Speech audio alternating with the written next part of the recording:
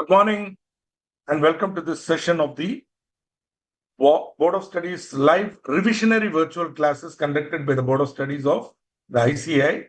In the last class on the 11th, we started this topic called Prospectus and Allotment of Securities. We defined the prospectus, then we went on to understand the legal rules relating to prospectus, and we also understood what are the various types of prospectus, including shelf, red herring, etc., deemed prospectus also we saw. Today we will conclude this topic by going through the remaining part of this topic. In case, see one thing, there is a query pad available. I have gone to the query pad and I have selected intermediate only. So I'm having some other class queries here. Check out if you can put it in the query. Otherwise, like yesterday, we will use the chat, and once in a while I will look at the chat box and answer your queries. As of now, I don't see anything in the chat box. Check it out. If in case you want to raise any query, raise it in the chat box and I will sort of do it.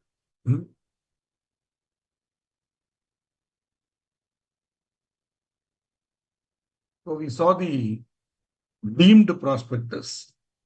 Now moving on. Variation in terms of contract. Friends, those among you who were attentive in the incorporation lecture will remember that similar provision is there. Similar provision is there when you want to amend the memorandum. When a company which has recently raised money from the public wants to amend its memorandum, same principle will apply. So the same thing applies to prospectus also. The concept is very simple. When the company issued the prospectus, when the company collected money from the public, they said they are going to be engaged in, let us say, technology or manufacture of cement.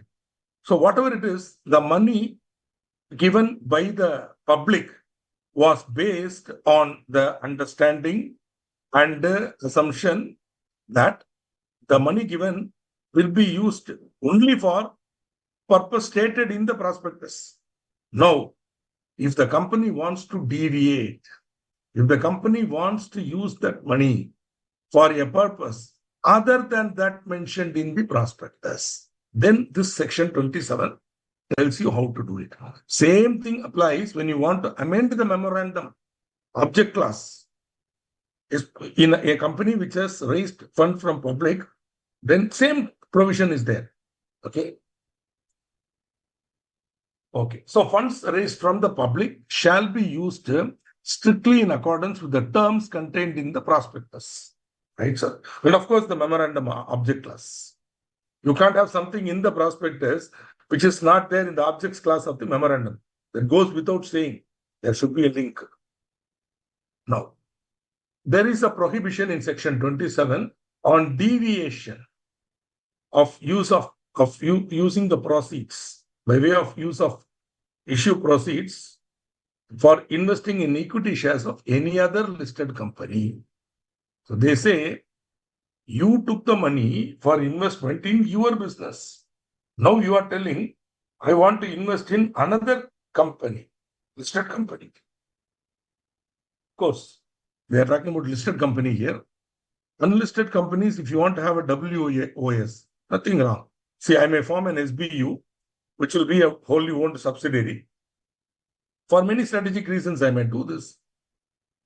Those cases allowed. Unlisted WOS or unlisted subsidiary. But listed company, something totally unconnected, listed company, you want to invest. No. So again, this is based on the doctrine of ultra vires, meaning beyond powers. Boss, your prospectus restricted what you can do with the money. I am the public. I saw, I believed, I invested. Now, if you want to do something else, it is ultra vires, beyond the powers that's conferred on you by the prospectus. Okay. Though strictly speaking, general principle of ultra vires applies only for memorandum and articles. That is why they have introduced a section so that statutorily they are prohibiting deviation of issue proceeds for investment in equity shares of any other listed company. Okay.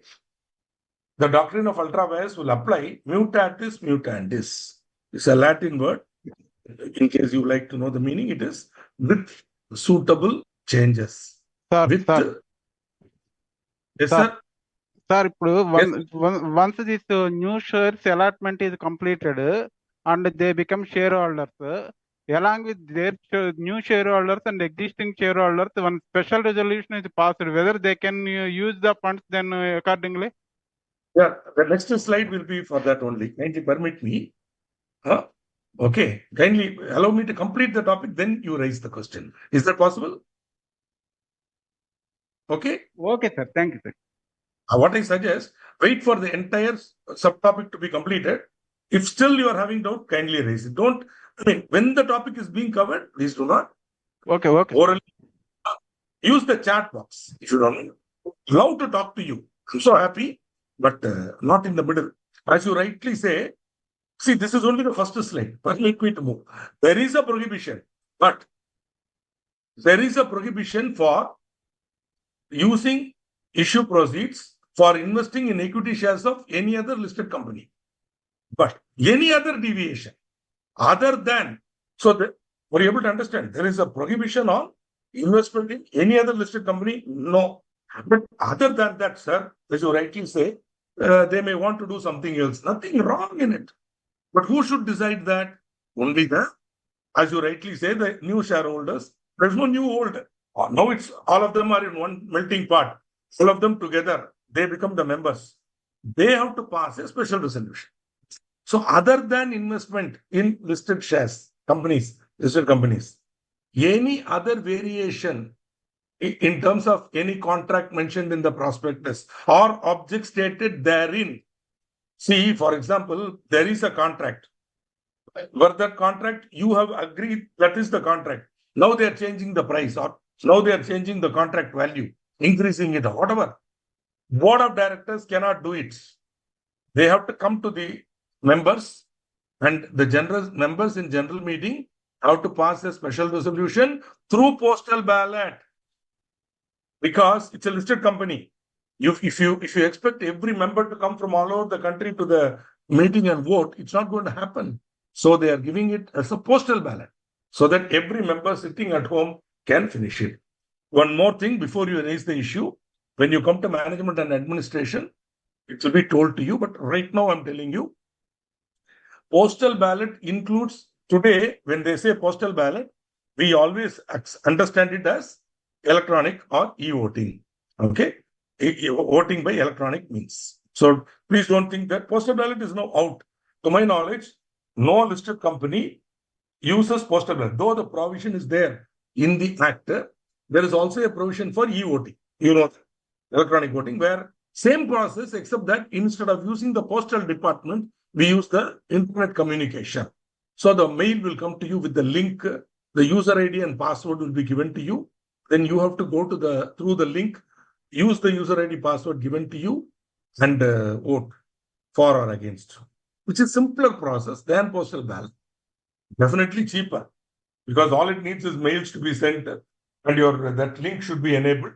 That's all. Thereafter, the polling sheet will be appearing on the screen, and all you need to do is to say yes or no, then submit. That's all. Then e-voting is there. You learn more about e-voting when you come to management and administration. But right now, though it's postal ballot. So, my dear sir, does this answer your question, sir? Somebody was raising a point. Does this answer your question? Yes, sir. But I got new doubt, sir. Wow. Can I ask, sir? Why not? Sir, what is the reason for restriction on investing in other listed companies, sir? Idea is, sir, my money is given for investing in the project of this company. Maybe the other company I don't want to invest in. So they strictly prohibit that you cannot invest in any other listed company. That is the reason. Okay, because see, it's basically doctrine of ultimates. I gave the money based on your object class. That company may have a different object class. So in a way, you know what we are really talking about here. Can you guess? Can you tell me, sir, what is the real thing they are trying to avoid here? Conflict of interest. One conflict of interest more than the diversion of money Yes, through sir. some other listed company. So they want to avoid that totally. This money should be kept only in this company. But of course, I'm again saying, suppose you want to form an SBU and you want to carry on an object through a strategic business unit of a subsidiary, you can invest in that. But that should be stated as your object in the prospectus. In case you are not stated in the prospectus, still you can do that, provided you go through this route of special resolution. But the story doesn't end here. The members are passing a special resolution. Okay. So in addition to that, the details of the variation should be published in 2 newspapers, public announcement, so that any shareholder who was not aware of the implication, once again, he will know that such a variation is there. And they will be given an opportunity to dissent, an exit option. See, okay, here comes the issue now. Actually, since unmuting is possible and talking, I can even ask you openly, what is a special resolution? Anybody? What do you understand by the term special resolution? It is not a general resolution, and it is to be passed with There 3/4 is no general majority. resolution, boss. It's called ordinary resolution. And it is to be passed with 3/4 majority. Against votes should be for votes should be 3 times. Okay. Anybody else? When the votes in favor are not less than 3 times the votes against the resolution. Beautiful. There is exact definition. And kindly please note, there is no view that it should not be an ordinary resolution at all. Special resolution is clearly defined. Ordinary resolution is clearly defined. There is no negative definition here. And as rightly pointed out, I'm so happy that you are well up on this. So you are aware. The point is, number of votes cast in favor by members present and voting shall be not less than 3 times the number of votes.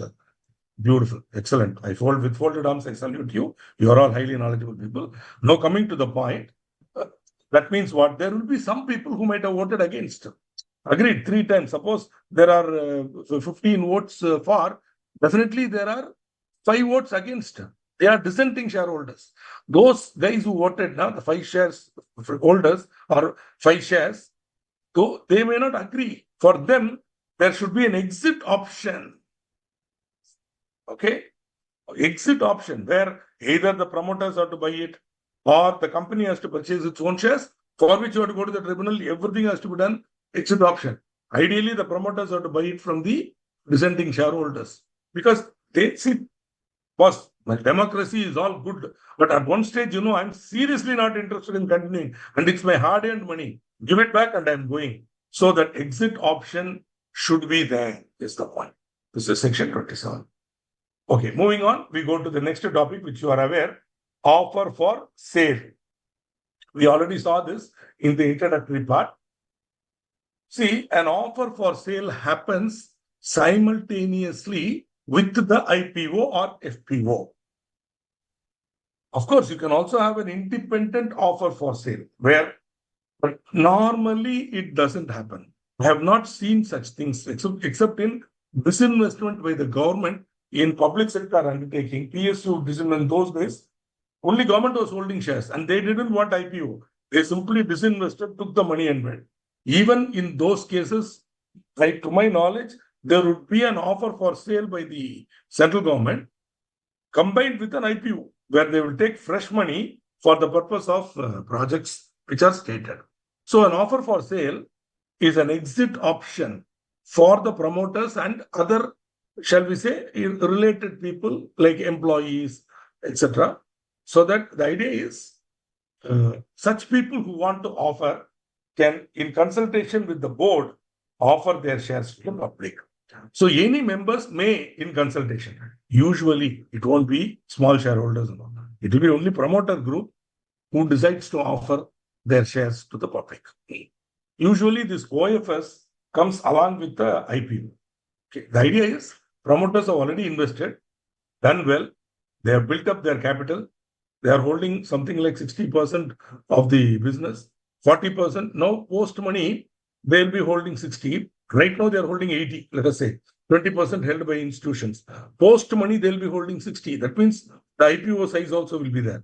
In addition to that, they are saying, hey, 60, even post money, 60, I don't want.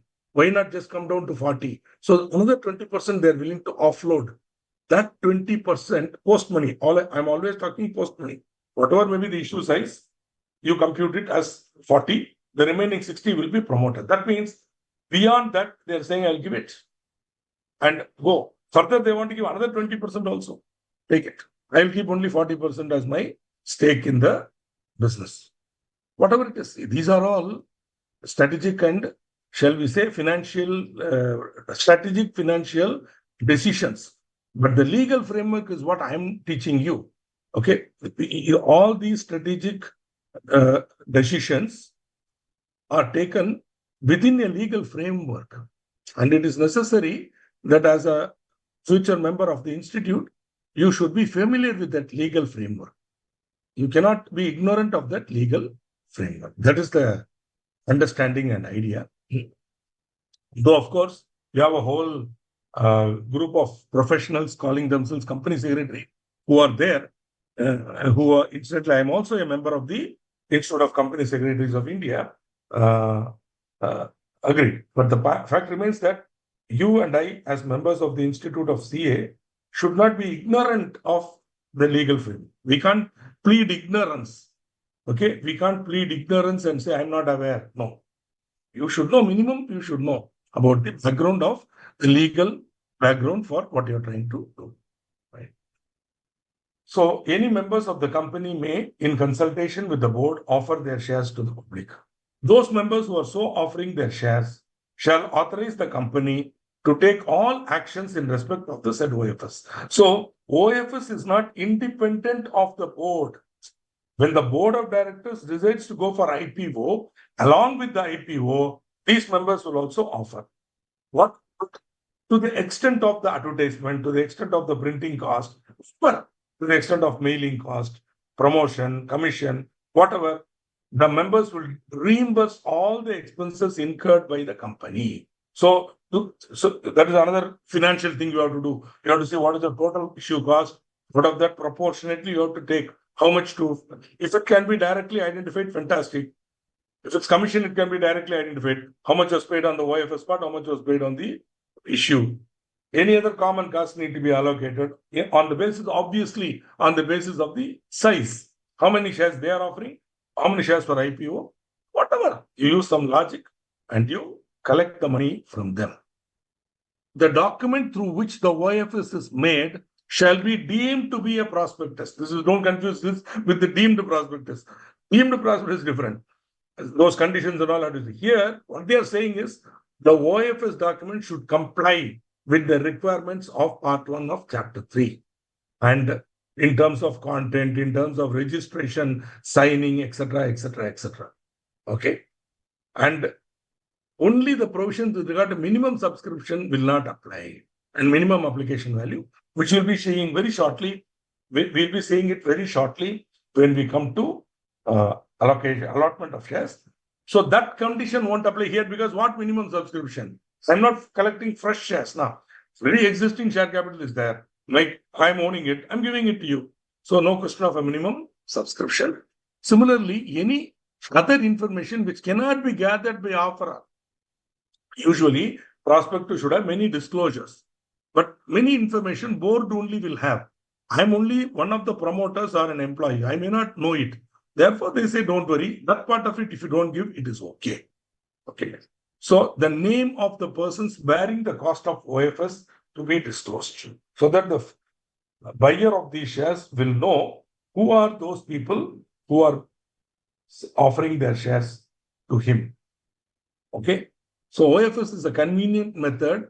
And see, the beauty is the earlier Companies Act did not have any provision for OFS. Though OFS was done under the SEBI guidelines, Companies Act did not have any provision. Now, OFS is covered by Companies Act also, and Section 28 is there. Okay.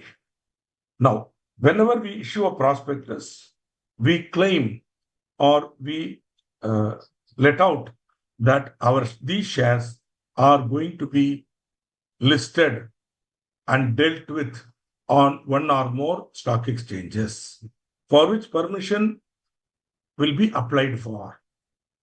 Now, please note this sentence.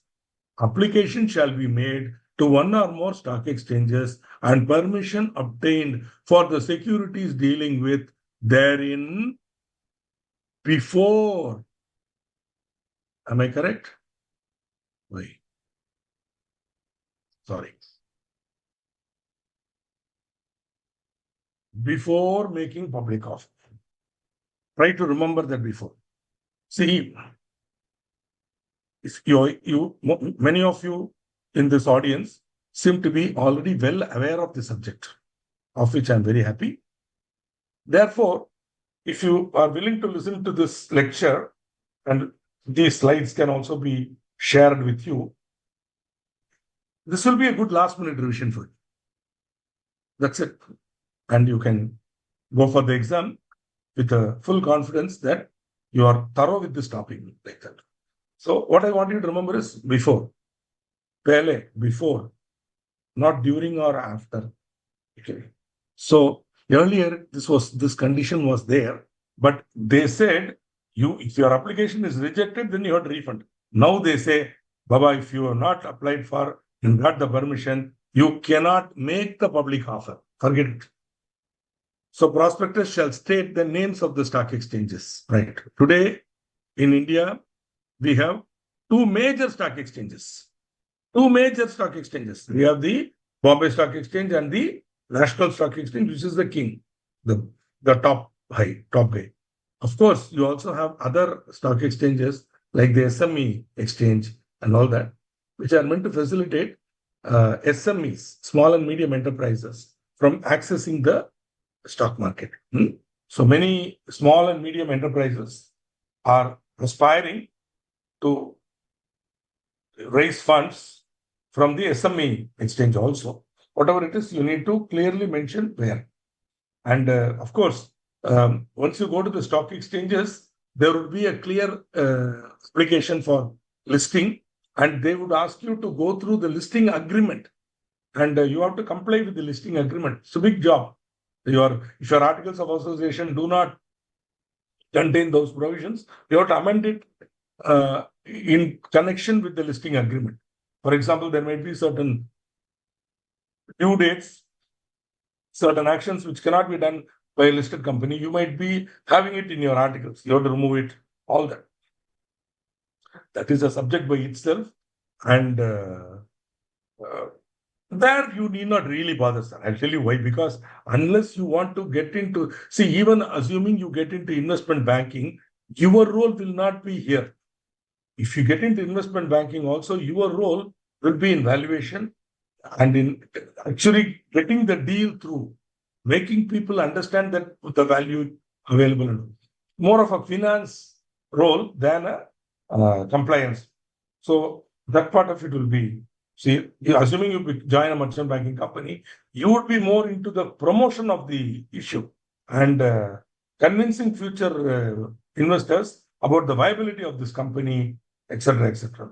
The actual listing will be done by a company secretary who is hired for this purpose. Nevertheless, as I told you, you should know the regulatory background, the regulatory framework within which you are to operate.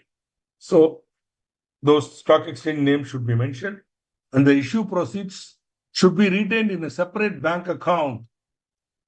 Okay? And it should be used only for adjustment against allotment, where the securities have been permitted to be dealt with in stock exchanges specified in prospectus.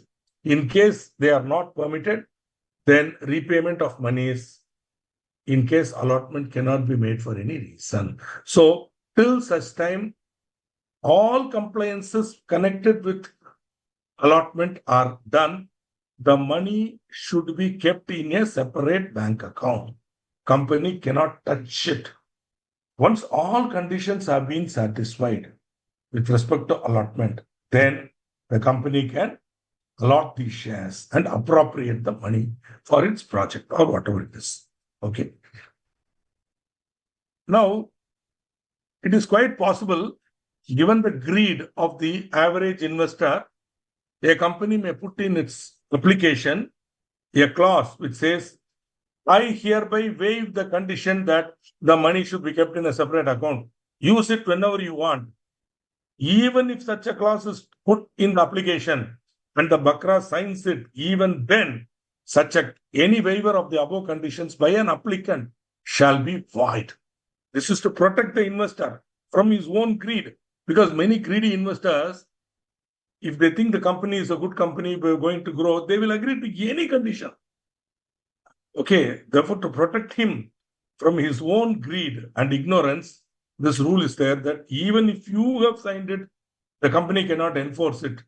Whatever is done is wrong because that condition in the application is void. 40 is a very important section. In case you apply for, in case you allot shares without getting permission, or you make a public offer before an application is made to one or more stock exchange and permission is obtained, there's a penalty. For the company, there's a fine of 5 lakhs to 50 lakhs. For the officer, 50,000 rupees to 3 lakhs. Earlier, all these were imprisonable offenses for the officer. But now they've, as I told you, decriminalized.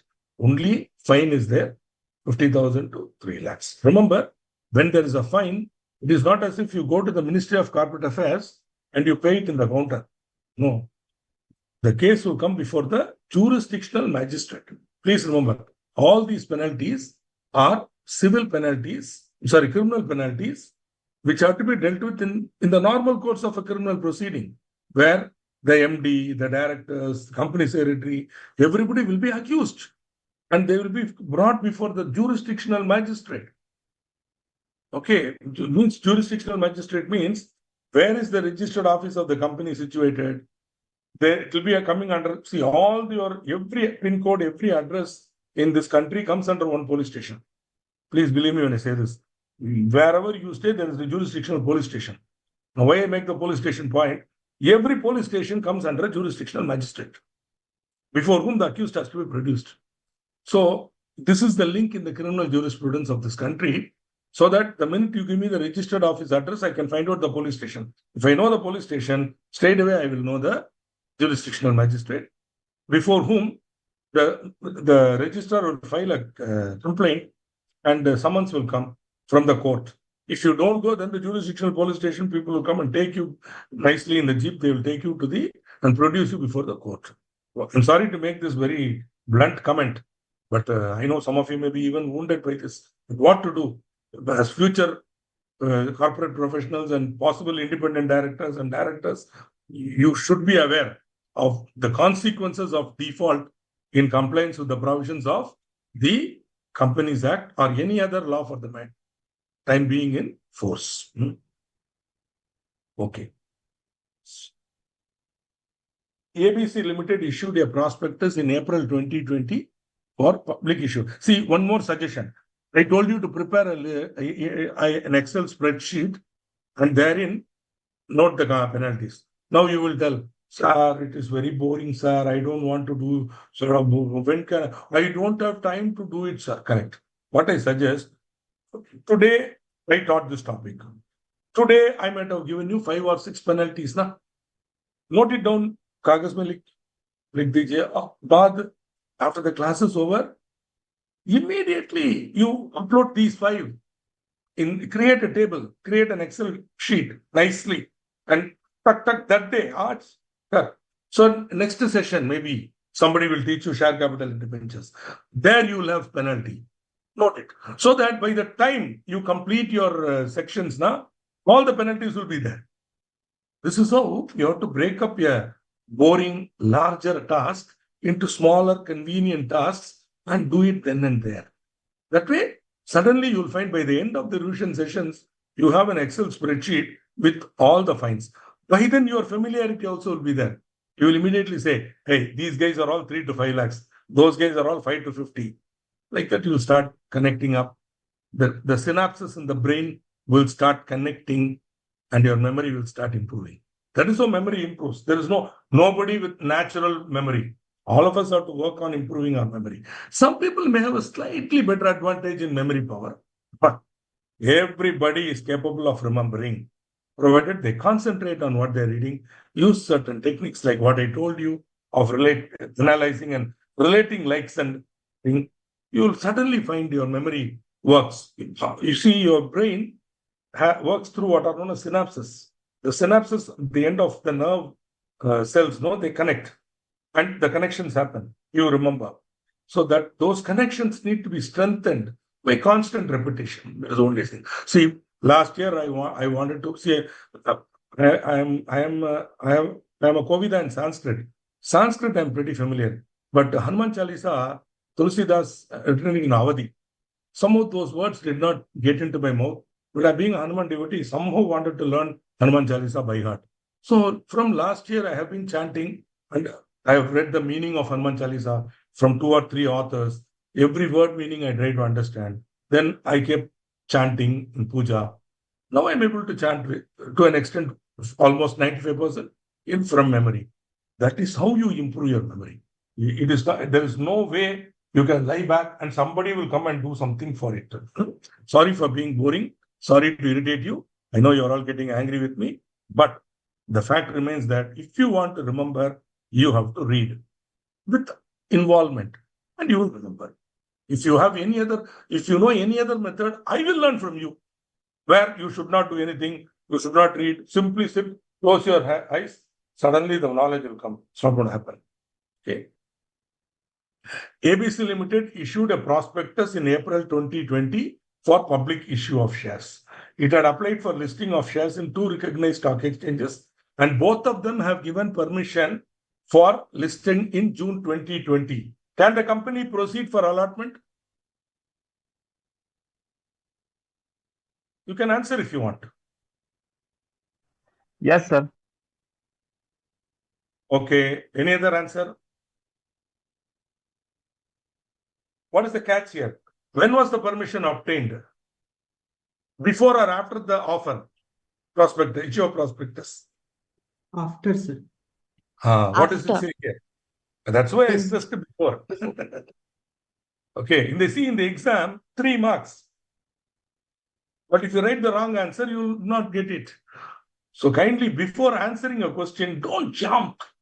Don't be in a hurry. Okay. Relax. Aram se. You will get. Okay. Remember, now that I spoke about Hanuman Chalisa, one of all the verses are beautiful. One of my favorite verses is Buddhihina Tanu Janike. Buddhihina Tanu Janike. Sumiro Pavana Kumar. Remember, I always remember, I am a fool. Buddhihina. I don't know. With that humility, when I read the question, I don't make mistakes. Because then with open eyes, I read. Then no. But if I don't accept that I'm Buddhihina, and I keep on reading, I know, man, I know, then we make silly mistakes. This is my humble submission. Buddhihina tanu janike, Sumiro Pavana Kumar. Okay. Then automatically you will get the right answer every time. Bala Buddhi Vidya. Okay. Dehu Mohi. So that is the power of, humility. Sir, Yes, sir. Sorry Sir, for wasting your time. no, it's not a waste of time, sir.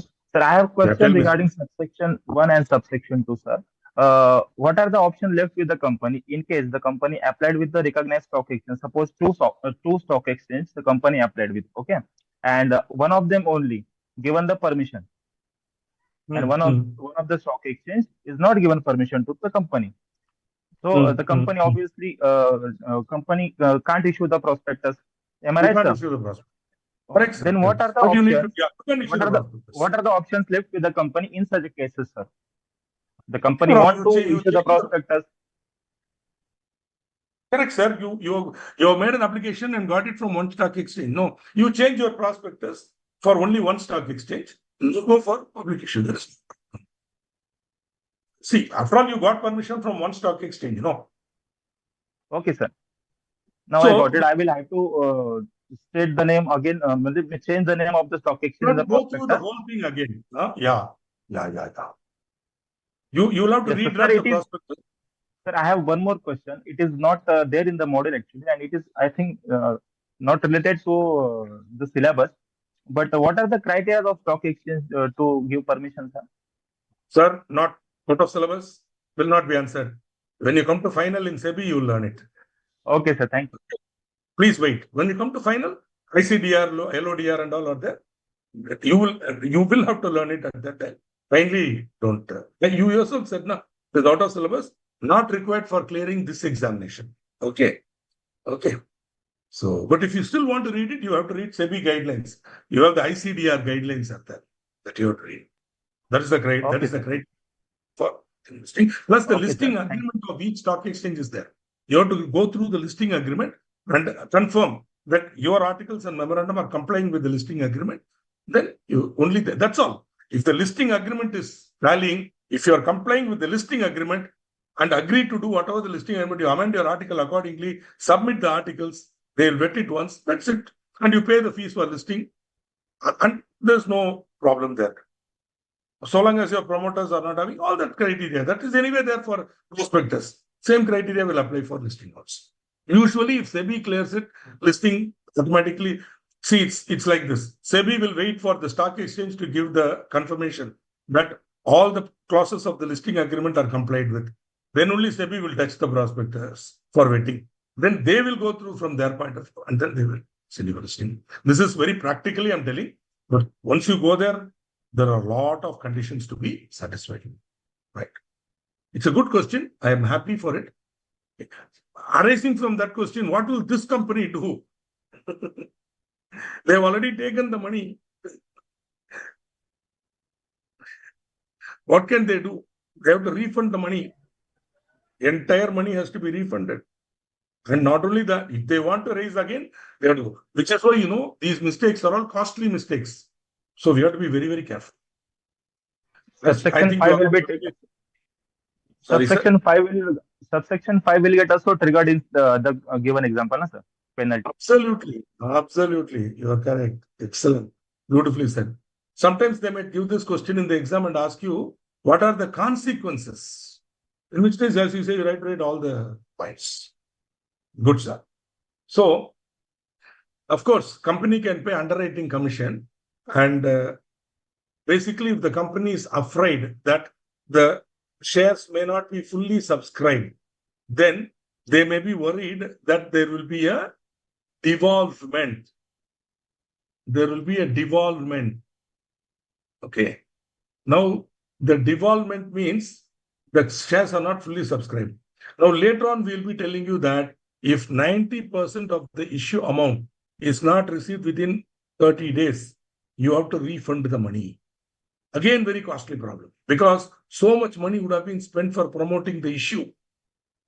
Printing cost, promotion cost, etc.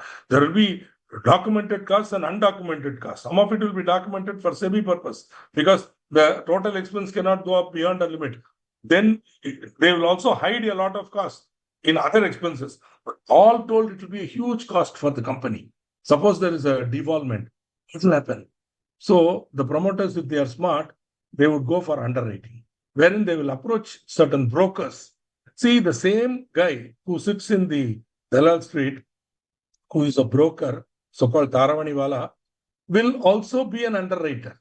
Okay, he will promote the issue for which you will pay him commission as a broker, plus he will underwrite the issue. In case the issue is bombs, and there is a devolvement, then to the extent of the amount undertaken by them, underwritten by them, the underwriter will take the shares. He will buy, he will pay you the money so that the issue will be fully subscribed and you can go on with allotment. He will hold these shares and he will maybe sell it later or book a loss. That is his call. That is basically a financial decision that he has to take. It's a commercial decision for him, etc. It is quite possible that an issue may bomb and there may be a devolvement. Subsequently, the public realizes, oh my God, we made a mistake. We should have taken these shares. Then when the share is actually listed, suddenly the price will start going up. Then our friend, the underwriter, will be in beautiful now. He will get profit on that also. On the other hand, the issue may be a bad issue. The development was correct. Nobody wanted this share. Then it will bomb. Then when post listing, it might hover. It might go down also below the listing price. In which case, our man has to book a loss. Whatever it is, on the entire amount of number of shares, value of shares underwritten by him, the underwriters are entitled to commission. For shares, this commission for underwriting, statutorily, there is a ceiling. It cannot exceed 5% of the price or the rate authorized by the articles, whichever is less. Suppose your articles are saying 4%, then you cannot pay 5. You can only pay 4 or below.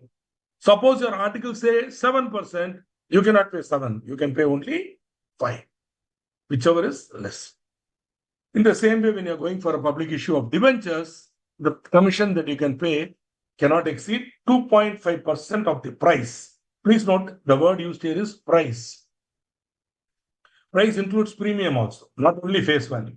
10 rupee share, you might sell it at 250 rupees, in which case 240 rupees is the premium. So the commission is calculated on the price, which includes the premium also. Okay. So same logic, either 2.5% or specified in the company's articles, whichever is.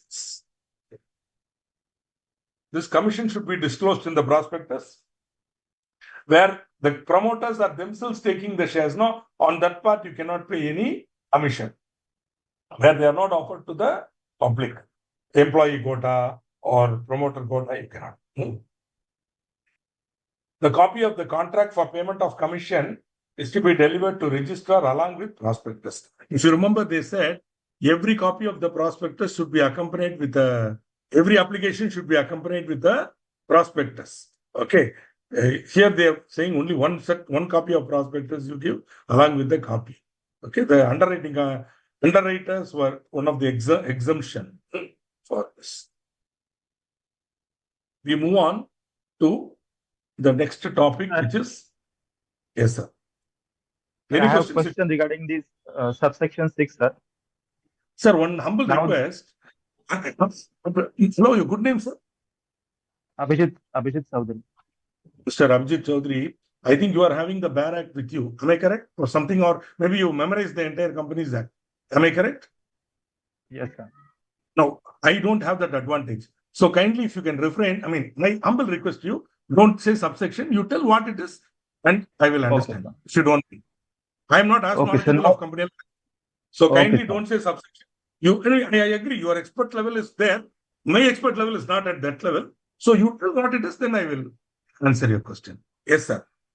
Okay, sir. So suppose the company come with an agreement with the underwriter for subscribing its remaining shares, whatever it is required to the minimum subscription. Okay, the underwriter will purchase it.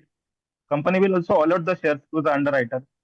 Now, my doubt comes where that the underwriter is not going to hold the shares, or the intention was underwriter to invest in company, but he can also in the position to sell them again to the public.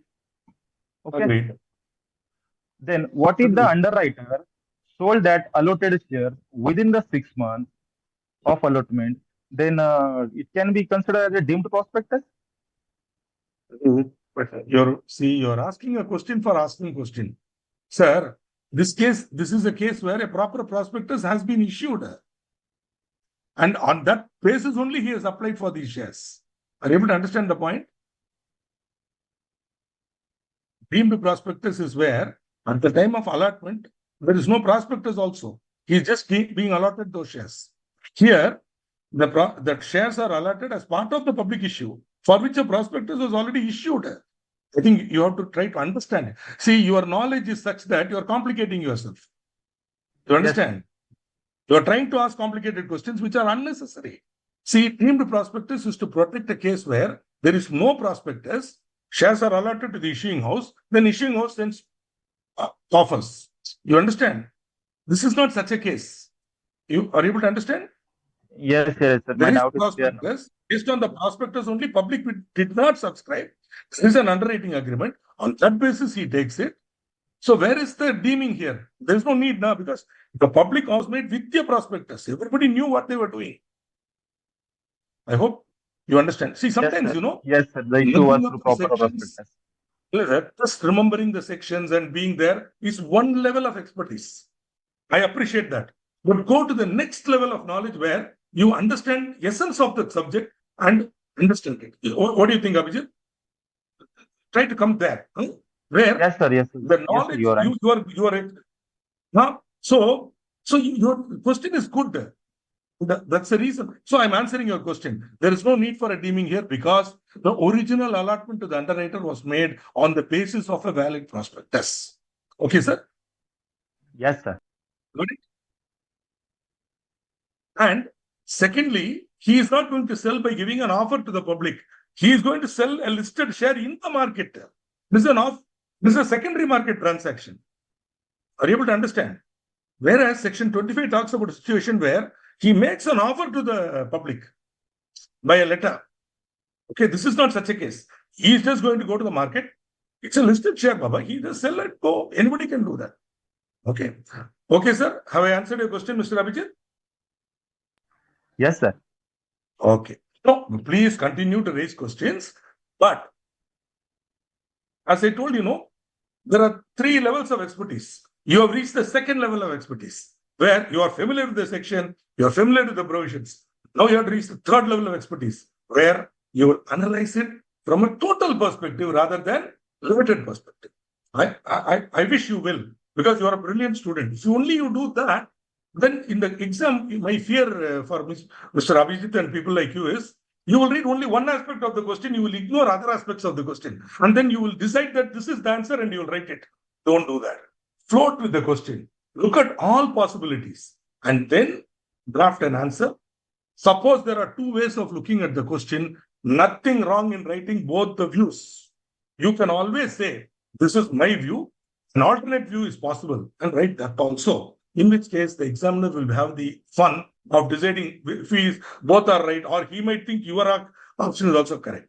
But don't stick to one point and say that is the only point and write an answer. That could be disastrous because if that is wrong, then you will lose marks totally. This is not only for Mr. Abhijit. This humble comment is made to all the participants here, especially in the law papers. It's so easy to read a question and make one route. There may be another way of approaching also. Okay. And English is a treacherous language. English is a treacherous language where words are sometimes used incompletely, giving different meanings, which is why. So be very, even though if the paper is in Hindi, see, any language is treacherous because words can be misconstrued. Whether it is English or Hindi, any verbalization of an idea definitely results in reduction of its meaning. What I am thinking now is far superior to me putting it into words.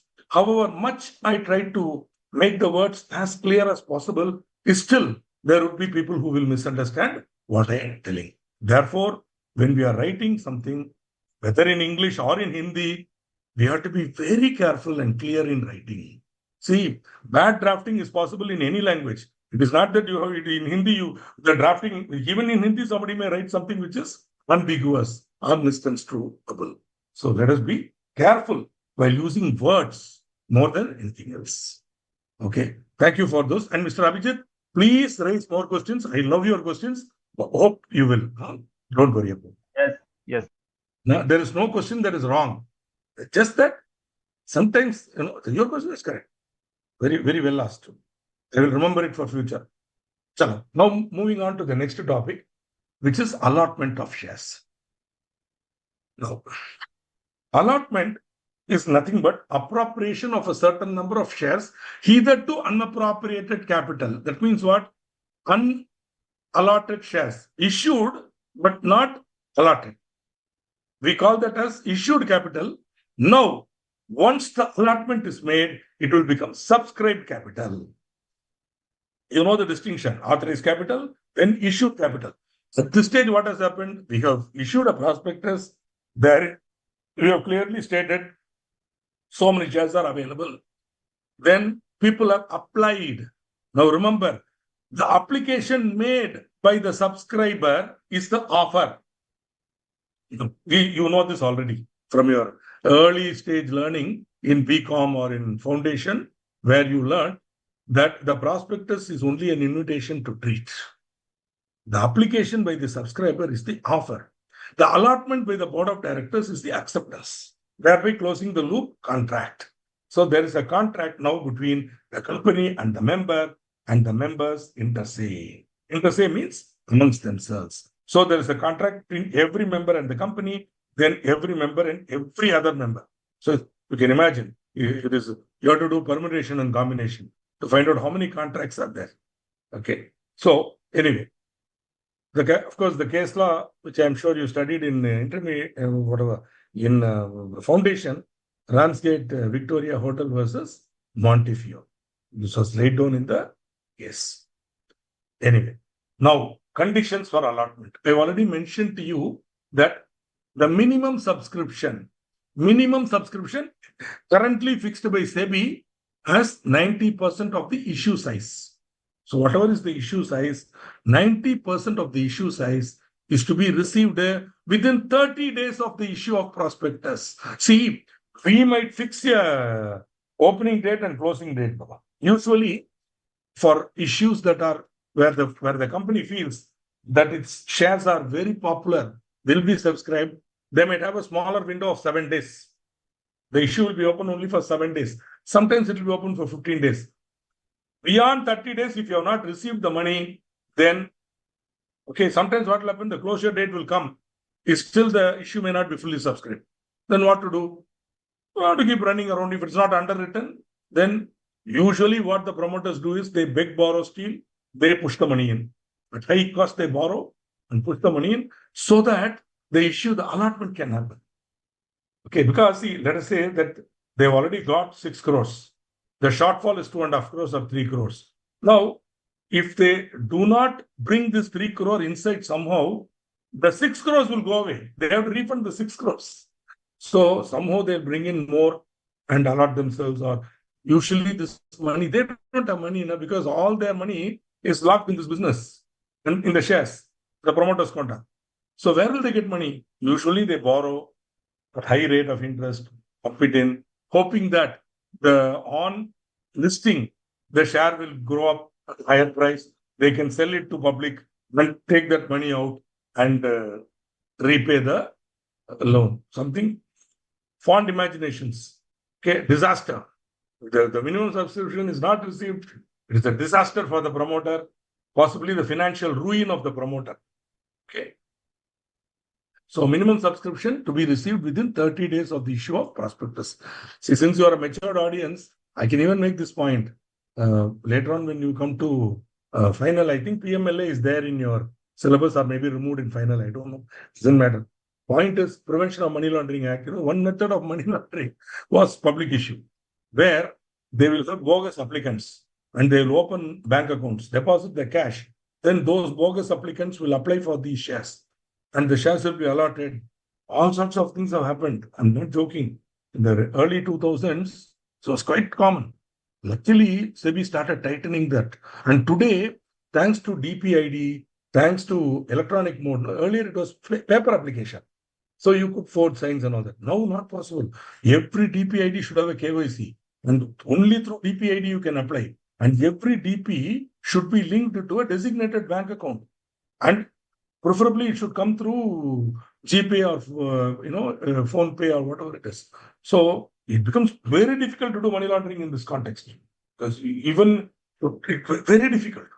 I'm not saying it's impossible. Very difficult.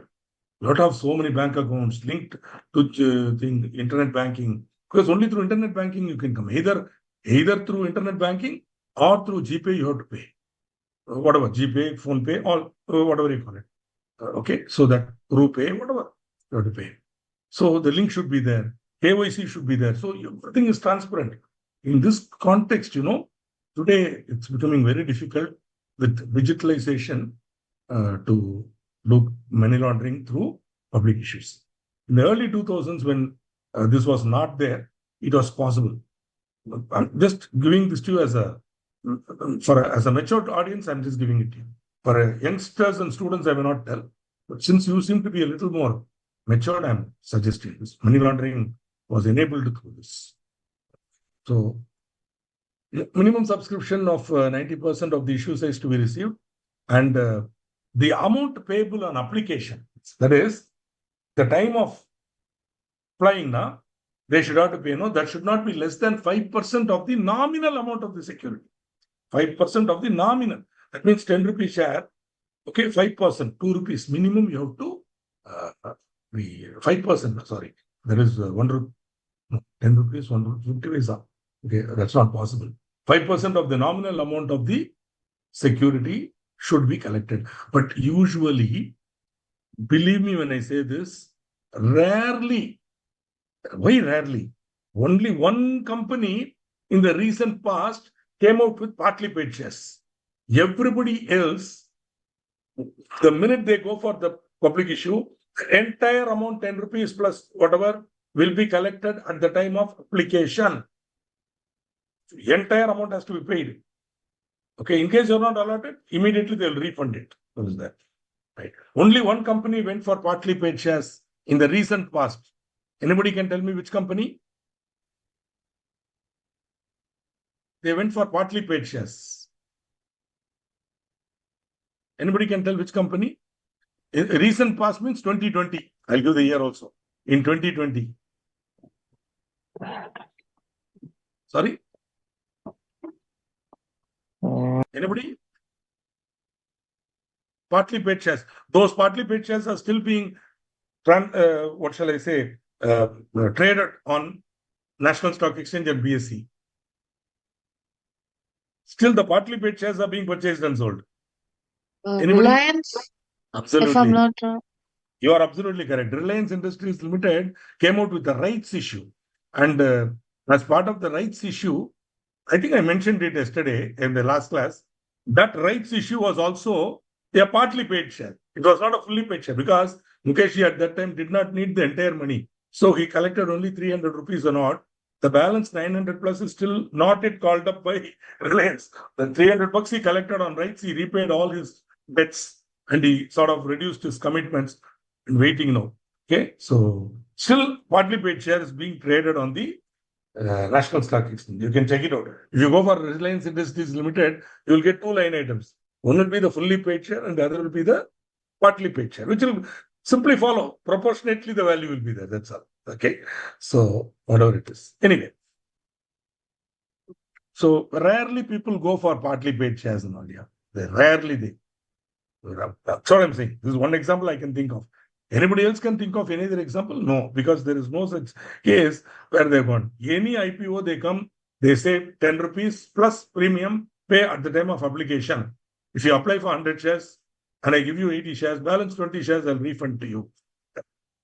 Okay, but still there's a minimum amount which shall not be less than 5%. Such other percentage or amount as may be specified by SEBI. SEBI has not given any such things. Okay. No, I'm sorry. 47.4 of the ICAI regulation says the minimum sum payable per shall be at least 25% of the issue price. I hope you got the difference. In the Act, we are talking about nominal amount. Here, we are talking about 25% of the issue price. Okay, minimum sum payable. Okay. In case of offer for sale, the full issue price. In fact, Reliance came out with 25% at the time of application.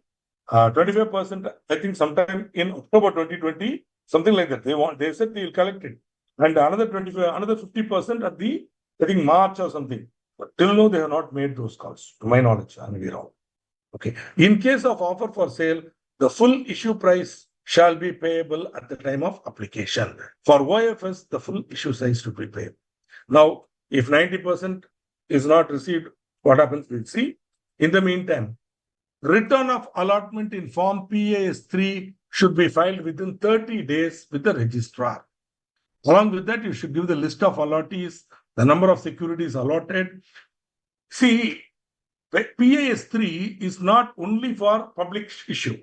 Even if you make a normal allotment of shares, after the allotment is done, within 30 days of the allotment, you have to file PAS 3. PAS 3 is common for both listed and unlisted, both for allotment in issue, public issue, as well as normal allotment. Also, shares may be allotted for consideration other than cash, meaning a patent may be transferred to the company by the inventor, for which purpose we will make him a director and give him shares. No cash. We will value the patent, we will value the company ka share, value of patent divided by value of company ka share, intrinsic value or market price or whatever, we get number of shares. Those number of shares will be allotted for consideration other than cash and will be shown as paid up. 10 rupees fully paid up, they'll be shown. Okay, obviously the valuation will be done for the company as well as for the patent. And based on that, we will come out with the number of shares to be allotted.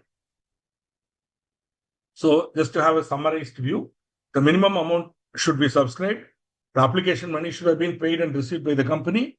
Application money shall not be less than 5% or 25% of the issue price as specified by SEBI.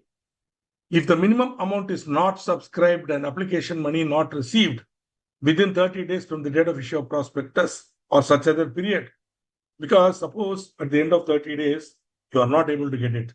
You go to SEBI along with the merchant banker, ask SEBI to stand up. Sashtangam, you fall at the feet. I'm sorry, please help us. Okay, another 15 days, try. Go on. Whatever it is, if it's not received within that period also, then the amount received shall be refunded within 15 days from the closure of issue. Okay, what they say. Closure of issue here would be that extended period. They keep on increasing the closure date. You can't go beyond 30. If you go beyond 30, you go to SEBI, they may give you a little more extension. But finally, over. Within 15 days from that date, you have to refund the amount. Okay. See, 39 read with rule 12. If you make a allotment of securities in default of section 39, penalty is there. Company and every officer, 1,000 rupees for each day during which such default continues. Mainly, if the 30 days is over, you have not obtained fresh time from SEBI. Within 15 days, you have to refund. Then for every day beyond that 15th day, 1,000 rupees or 1 lakh, whichever is less. Okay. So maximum penalty is 1 lakh. Okay. If minimum application has not been received, it should be repaid within period of 15 days. See, there is a penalty for delay in terms of penalty, right? In addition to that, see, after all, this penalty will go to the government. How about the guy who gave the money to you? He is not getting now. So for that person, the interest should be paid. See, the directors of the company who are officers in default, the company need not pay. Because whose fault is it? It is the director's fault. Therefore, the directors will pay 15% to the concerned people. And this liability is joint and several, which means they can be proceeded against independently. Suppose one of the directors is a wealthy man, you can proceed against him for the interest. Okay. The application money to be refunded shall be credited only to the bank account from which the subscription was remitted. See, these are all issues which make it very difficult for money laundering because there should be one designated bank account. Money, if it comes from that account, refund will go only to that account. See, when you open a DP account, invariably the DP, the depository participant would insist that you should link at least one bank account with that account. My suggestion, link, if you have 2 or 3, link at least two bank accounts so that if it's linked, you can change it so that sometimes there are problems if you have 2 bank accounts, at least you have a better chance. So, allotment over. I hope any doubts are there. Okay, clear? Can I proceed to the next topic?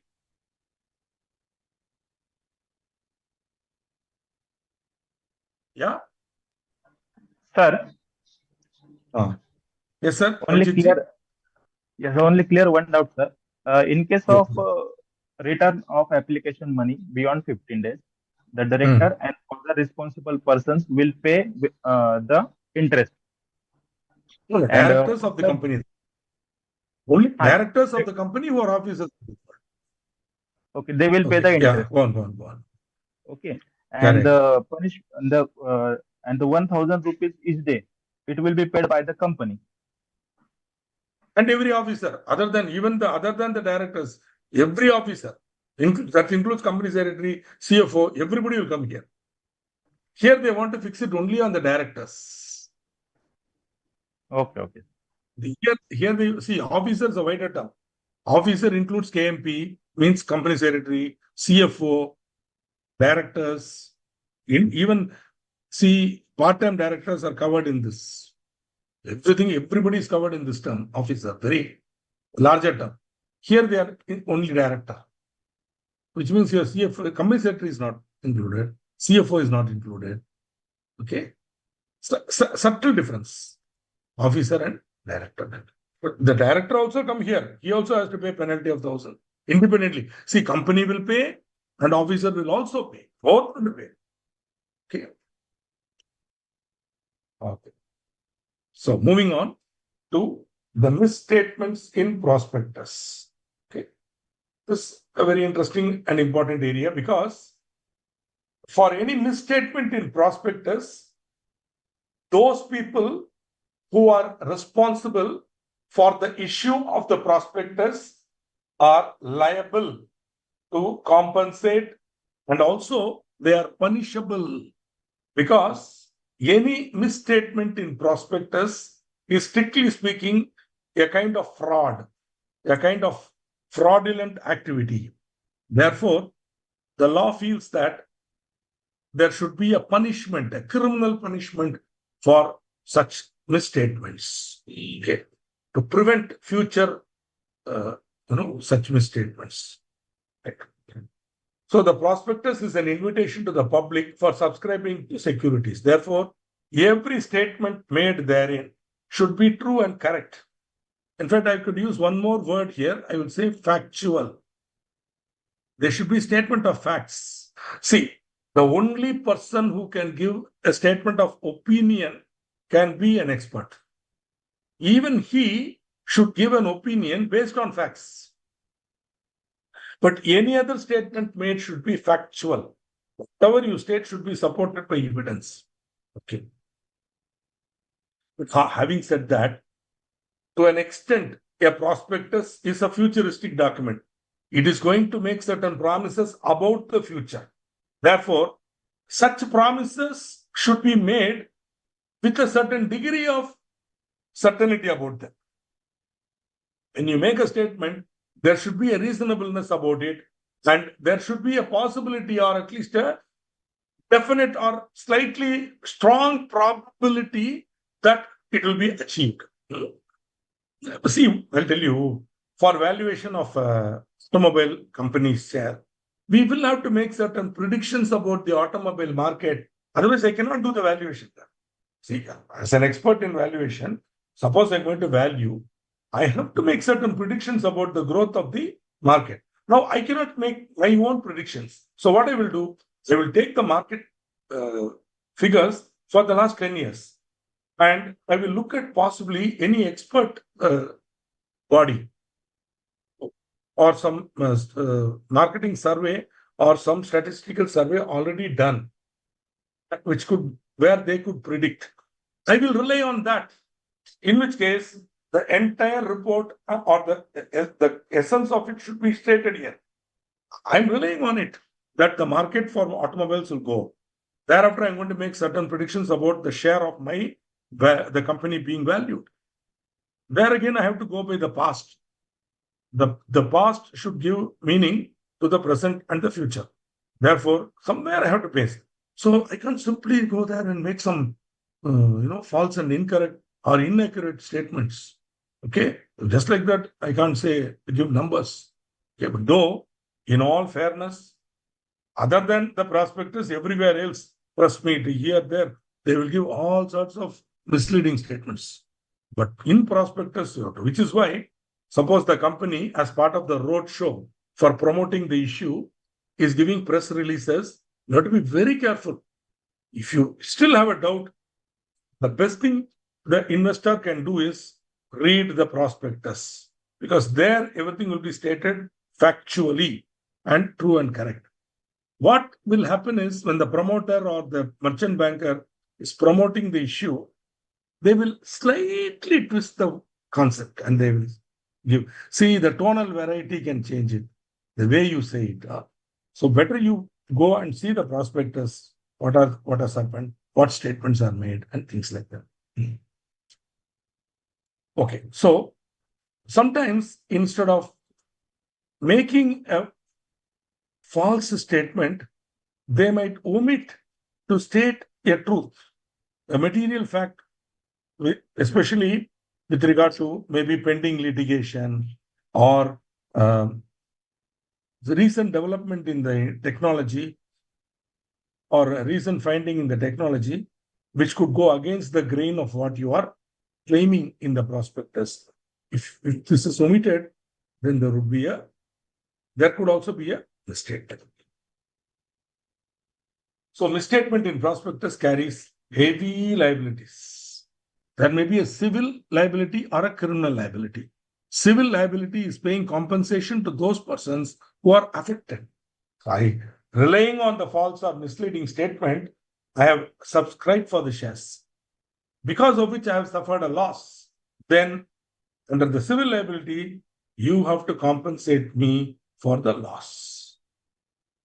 But in addition to this, a misstatement in prospectus, a false statement in prospectus is a crime against society. Everybody is affected.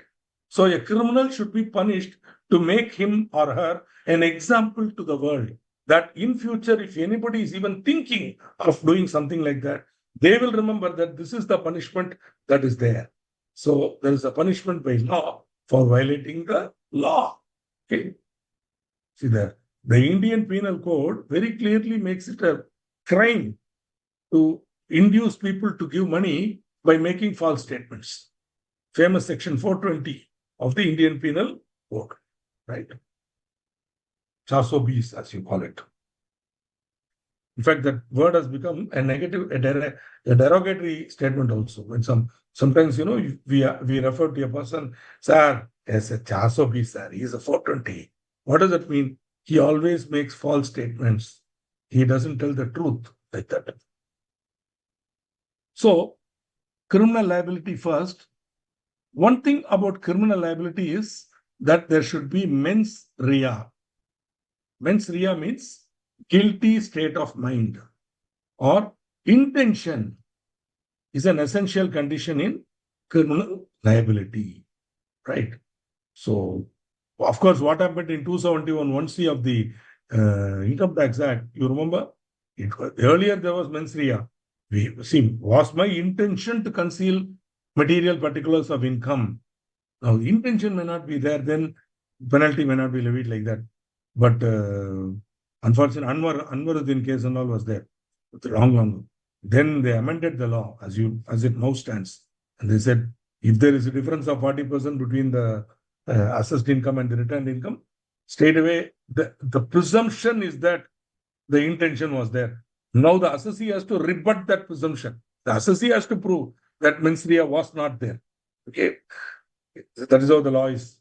I'm not saying it's right, wrong. I'm saying but I feel in criminal offenses, mens rea would still be recently one lady, she was misguided. She did not file a return for capital gains, honestly believing that if she purchased another property, there is no capital gains.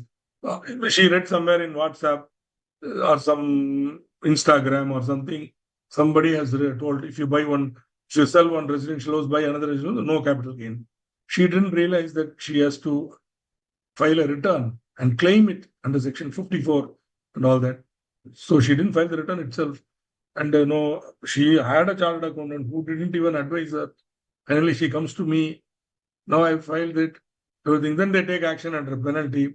Where I'm again saying, She is uneducated, okay, educated, but not aware of income tax. She doesn't know anything, honestly believed. Sorry, no. Penalty levied. No, I got an appeal. We have to keep on fighting. Anyway, point I'm making is any criminal offense should have a guilty mind. And the Criminal Procedure Code of 1973 will become applicable. The procedure, okay. Offense is regarded as committed against the state. Okay. If you go to the United States, there they won't use the word state. There they will use the word people. Any criminal case is people versus so-and-so. People of United States of America versus so-and-so. So any criminal offense is a crime against the people, against the state, and therefore strictly punishing. Civil liability, on the other hand, is what you can call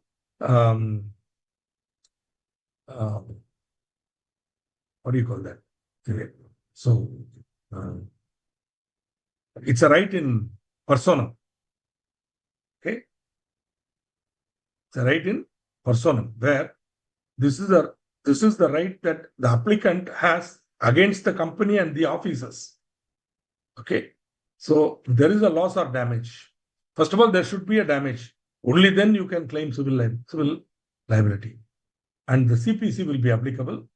The CPC 1908 will be applicable, and it is an offense against a counterparty. Okay, whether contractual or not. See, civil liability can arise both contractually and non-contractually. Here, it is contractual. Okay, rather, misstatement in prospectus is basically an extension of the Contract Act provisions relating to misrepresentation and fraud. Whatever you learned in misrepresentation and fraud would apply here also. If fraud has been practiced on me, thereby I have been induced to enter into a contract. Here also contract now. See, I read the prospectus. I made an application. I was induced to make an offer based on a misleading statement or a false statement. Therefore, it's basically the extension of the law relating to fraud, right? Which leads to civil liability. You have to compensate me for any loss that I have incurred because I relied on the false statement. See, friends, I'm making these points very, very carefully. Listen to me. Some of you might be thinking, hey, this Buddha is boring me, all sorts of nonsense. Yeah, correct. But every word is important. I should have relied on the misstatement. Thereby, I should have invested. And subsequently, I lost or there was a damage. Then only I can claim. Every one of these conditions becomes important. Friends, you and I are chartered accountants. Believe me, once you get into the legal world, every word will make a big difference. Which is why I always advise those of you who are going to take up senior positions in finance to be very, very careful when you enter into contracts on behalf of the company. When you vet a contract, as a finance professional, any contract would come to you for your review. Please don't only read the financial part, read the legal part also. And if necessary, be bold enough to say, hey, you're not provided for this. Make a provision. Tomorrow, that will become a loophole. In case you file a suit, in case you go for arbitration, question will come, why have you not provided for that later?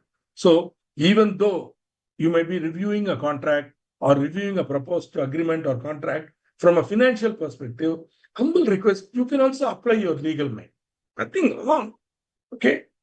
Because at this stage, the legal department may have a template. They may not go into the realities of each contract, whereas you may be aware of the realities of this contract. And you might want to put a penalty there or put a condition there for this, which you can include and send a note to the legal department. See, when you do things like this, you shine out as a more knowledgeable person than the average member of your team, or like that. This is how you show your intelligence. Okay, this is 36. Nothing to do with prospectus. This is generally a punishment for fraudulently inducing persons to invest money. Anyway, okay. Any person who either knowingly or recklessly makes any statement, promise, or forecast which is false, deceptive, or misleading, or deliberately conceals any material facts to induce another person to enter into or to offer to enter into any agreement for or with a view to acquiring, disposing of, subscribing for or underwriting securities or any agreement, the purpose or the pretended purpose of which is to secure a profit to any of the parties from the yield of securities or by reference to fluctuations in the value of security. Or, see, this is classically they are trying to control, shall we say, unregulated portfolio management consulting. I'm being very careful. Unregulated portfolio management consulting. See, if you want to do portfolio management consultancy, you can, for which you have to get yourself registered with SEBI. SEBI has certain criteria for net worth, etc., which you have to clear. Now, without all this, without registering with SEBI, if you simply send an advertisement in the newspaper or a mailer or WhatsApp messages or email saying that we are aware of the stock market, we know many techniques, we have certain technical charts with which we can help you to make money. So you enter into, see, the agreement need not necessarily be in writing. Even an exchange of emails is an agreement. So you say, Mr. A responds to the mail, yes, I am interested in making money. Immediately, usually a lady will send a mail saying, so happy to know this, kindly open a bank account. This is our bank details. Send 5 lakhs. They will open an account. Some nonsense they will do. I see, for all you know, initially they might trade in the Nifty. They will make money also. But later on, there might be no thing, and they will say, so your money is gone, whatever. So the idea is to secure a profit to any of the parties. Many of these schemes are unregulated. Therefore, you cannot file a suit. For those people, if they want to make a complaint, under which section can they go? They can go under section 36 and they can say there's a violation of section 36. Okay. Also, any agreement for or with a view to obtaining credit facilities from any bank or financial institution. There are many people who do this. They write to you saying, if you want loan, we can get it from so-and-so bank or all these banks. So initially itself, they'll take 50,000, 1 lakh fees. And then they will say 2% and all. Some nonsense they will do. See, and gullible people are there. I'm sorry to say, gullible people are there. People who believe, not gulliver, gullible. Gullible means people who are willing to believe anything and they will agree. They do not exercise an important quality that you and I as chartered accountants should be. We should be skeptic. Skepticism should be, English I hear. Skepticism should be practiced by us, which is we should not believe anything that's told to us. We should question it, verify it. Not simply blindly question and not accept, but whatever they say, chalo, give me time. I will check up and get back to you. Okay.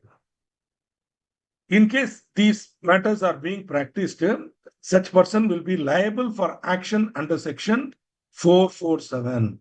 447 is not in your syllabus, but I think I have given you. It is better that you know it. Because once or twice they have asked question on 447 itself. 447 is a common provision. It is a punishment for fraud. I'll show you that thing. It is a punishment for fraud. 447 of the Companies Act. Though not strictly speaking in your syllabus, I would take you through it just to help you understand what punishments are being envisaged. Another provision is class action by affected persons. Okay. See, a suit may be filed or either action may be taken under 34, 35 or 36 by any person, group of persons or any association of persons affected by any misleading statement or the inclusion or omission of any matter in the prospectus. See, it's simple. Let us take a company goes for public issue. There is a misstatement in the prospectus. At that time, nobody bothers. Blindly, they apply oversubscribed. They get allotment. Subsequently, 1.5 years later, we realize everything stated by them is false. There was no any intention to fulfill on the promise. Therefore, think. Now, how much I have invested? 50,000 rupees. How much he has invested? 1 lakh. How much he has invested? 75,000. Now, all of us are busy earning our livelihood. How we can file a go there, file a suit and all. Therefore, they say you form a class, a group of people, and together you can take action against the company. So you will become a representative group. So you'll form a small association, and that association can file. Or 15 of us will come together. We'll authorize one person to file a suit on behalf of all of us. Okay. Rule 10, Order 10 of the Civil Procedure Code will apply, which means once the compensation is given, it will be deposited in a separate account, and everybody who is affected can come, prove their claim, and take their money. And when will there be a criminal liability? When there is a prospectus issued, circulated, or distributed under Chapter 3. It includes any statement which is untrue or misleading in form or context in which it is included. Okay. Or any inclusion or omission likely to mislead. Okay. Who is liable for criminal liability? Every person who has authorized the issue of prospectus. Every person who has authorized means directors, proposed directors, experts. Everybody who has authorized the issue of prospectus is liability. The liability is contained in section 447. Okay, can I get out of that liability? Can I? Yes, if you are able to show that the statement or omission was immaterial. This is the only viable defense for, shall we say, criminal liability. There's no other better. You can say, agreed, it was false. I agree, it was not correct. But it is so immaterial that could not have influenced your decision.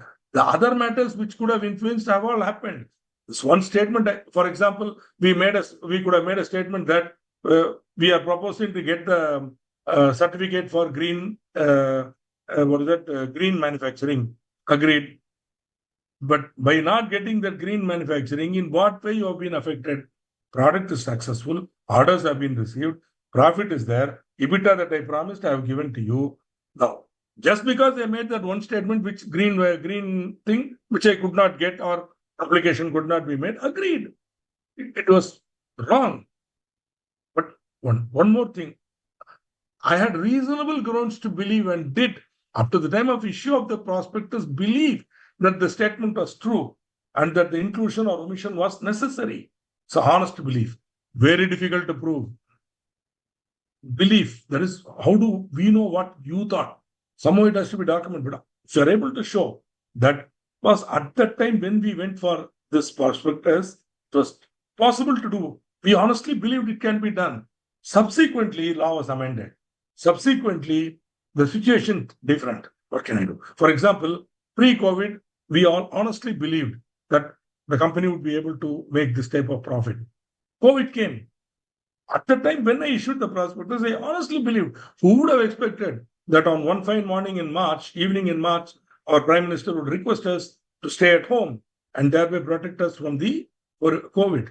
And that happened for another 6 months. So how do I know? At the time when I issued, I honestly believed that it's possible. Is the point. So whatever it is, if fraud or criminal liability is proved, then 447. 447 is a stiff penalty. It is not casual penalty. If the fraud is less than 10 lakh rupees amount or 1% of the turnover, whichever is less, fine is 50 lakhs or 5 years imprisonment. So you have an option. Pay fine 50 lakhs or jail 5 years. Up to, of course, the courts have discretion. They can say 1 year, 2 years, give parole, whatever. See, but the real problem is, friends, who is going to prison? Not some ordinary person, not ordinary people like me. Big shots, MDs of companies, sons of MDs of companies, big shots. Now these big shots cannot be convicted. They cannot come before the court. Imagine which court? not High Court of Bombay or High Court, Ahmedabad High Court. They'll be coming up before the local Vadodara. That too, one magistrate in Baroda, they'll come. Okay, one of the magistrates. There'll be 3 magistrates in Baroda. One magistrate, the east or west, they will come. So basically a criminal case, yeah. For this, you cannot go to High Court. It will come before the local guy. 447 case, fraud. And so imagine MD of a multi-crore company has to go and stand there along with, I'm sorry to say, prostitute, pickpocket, pimp, everybody will be standing in that queue. Along with that, your MD also has to go and stand. It's a shame, which is why later on when you come to final, you will study compounding of offenses, where instead of going to court and standing before the court, you can pay a compounding fee, which could be something like 3 times or 2 times or whatever of this penalty. Depends on the compounding fee. You go to the MCA, regional director, file a dispute and say, sir, please help us. Compounding application will be done. Then he may. How do I know whether it is possible to compound? There's a small clue. Whenever you see a penalty which has imprisonment along with it, check it out. Does it say fine or imprisonment, or does it say fine and imprisonment? If it says or, then you can go to the regional director or the NCLT and get the offense compounded, which means what? By payment of a fee, the court case will be withdrawn. The company's MD need not go and stand before the court, before the magistrate. Whereas he can simply sit at home, no problem. The compounding fee will be paid. Then he will be acquitted. The record will show that acquitted. No conviction. See, this will not be relevant to you now. When you come, if at all you are studying law for final, because that's a self-paced module, so you might come across some situations where there should be no conviction of any offense. So there, this will become, if there is a conviction, that gentleman cannot be reappointed as an MD. Forget shame and all. Maybe he has no shame, but he cannot be reappointed as an MD of a company. Please, that is why we have to fight and we have to get compounding and come. Okay. So this is what it is all about, right? So if the fraud is less than 10 lakh or 1% of turnover, whichever is less, then you can compound, fine. But if it is more than 10 lakhs, equal to or more than 10 lakhs or 1% of turnover, whichever is less, then the fine is minimum amount of fraud. Suppose the fraud is 1 crore rupees, then that is the amount. Or 3 times the amount of fraud is the fine. Also, and in addition, along plus imprisonment for 6 months, maximum 10 years. Now, this is one thing which cannot be compounded. No compounding. Whereas here you can compound, here you cannot compound. Lastly, if it involves public interest, that means, see, where only a few people have been covered, they have been cheated, that is one level. But suppose widespread advertisements have been made and public at large have been misled, then public interest is involved. Then the amount of fraud or 3 times the amount of fraud, no problem. But the imprisonment is now minimum 3 years. Minimum 3 years, maximum 10 years. Try to remember 447 if you can. It is not in your syllabus, but once or twice they have asked me, what is the consequence? Okay. So fraud includes any act, omission, concealment of any fact or abuse of position. Okay. Just this is a definition under 447, where there is an intent to deceive, to gain undue advantage from, or to injure the interest of the company or its shareholders or its creditors or any other person, whether or not there is any wrongful gain or wrongful loss. See, even if the perpetrator of the fraud has not made any wrongful gain or wrongful loss. See, when I tell you a lie, thereby, for example, a particular watch is worth only, let us say, 10,000 rupees. But I tell you that this is a very, very valuable watch, an antique watch. It is worth 1 lakh. Now, I paid only 10,000 for it. I'm selling it for 1 lakh. But not genuinely, by telling a lie. The wrongful gain I have made is so much. Maximum I can sell it at, say, 12,000 rupees to you. But I sold it at 1 lakh. Therefore, the difference is a wrongful gain. For you, on the other hand, it is a wrongful loss. So you can claim it from me, is the point. The gain by unlawful means of property to which the person gaining is not legally entitled. Wrongful loss means the loss by unlawful means of property to which the person losing is legally entitled. Okay, that's the point. Good. Moving on to civil liability. So please try to remember who is liable. For criminal liability, every person was authorized the issue. Okay. Except, of course, SEBI and registrar, you cannot. They will clearly put, we are not liable. They're only me. Other than that. So civil liability, who is liable? Directors at the time of issue of prospectus, persons who have authorized themselves to be named in the prospectus as directors, including, if you remember our last class, Mr. Shah Rukh Khan. I'm so sorry. I'm giving the name of Shah Rukh may not be, but see, they have to give some celebrity, no? Only then you will relate. Suppose they tell somebody else who's not a well-known actor, you won't know.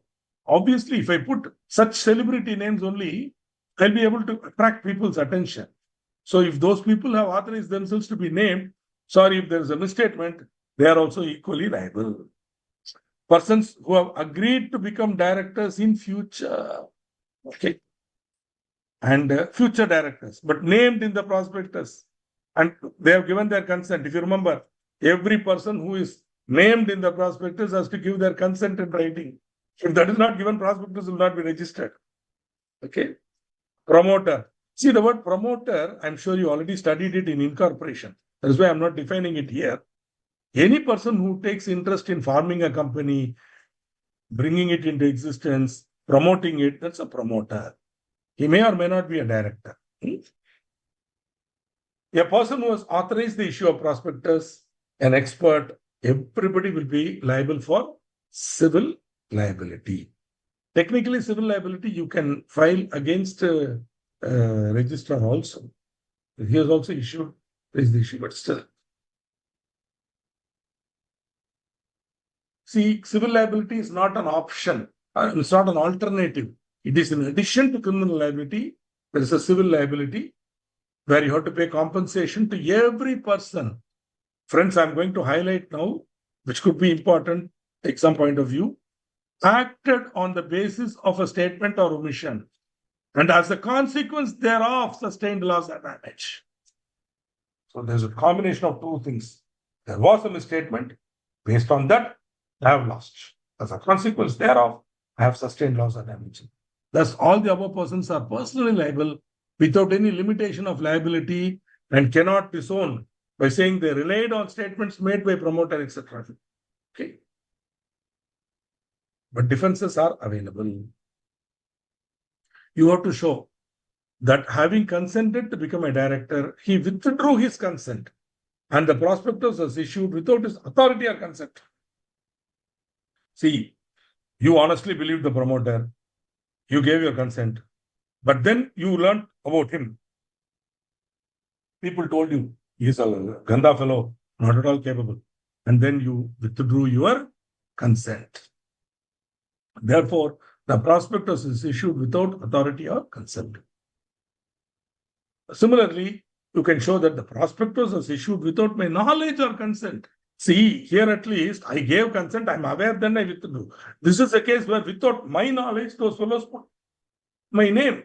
On becoming aware of its issue, he forthwith gave reasonable public notice that it was issued without his knowledge or consent. Somebody came and told me, sir, your name is there in the, oh my God, I never gave my consent. I'm not aware of this. Immediately, the word forthwith is a very, very powerful word. Sometimes when I pass a voucher or bill, the person who comes to me, he will say, sir, I need the money. So immediately, please release the money forthwith, or please release the funds forthwith.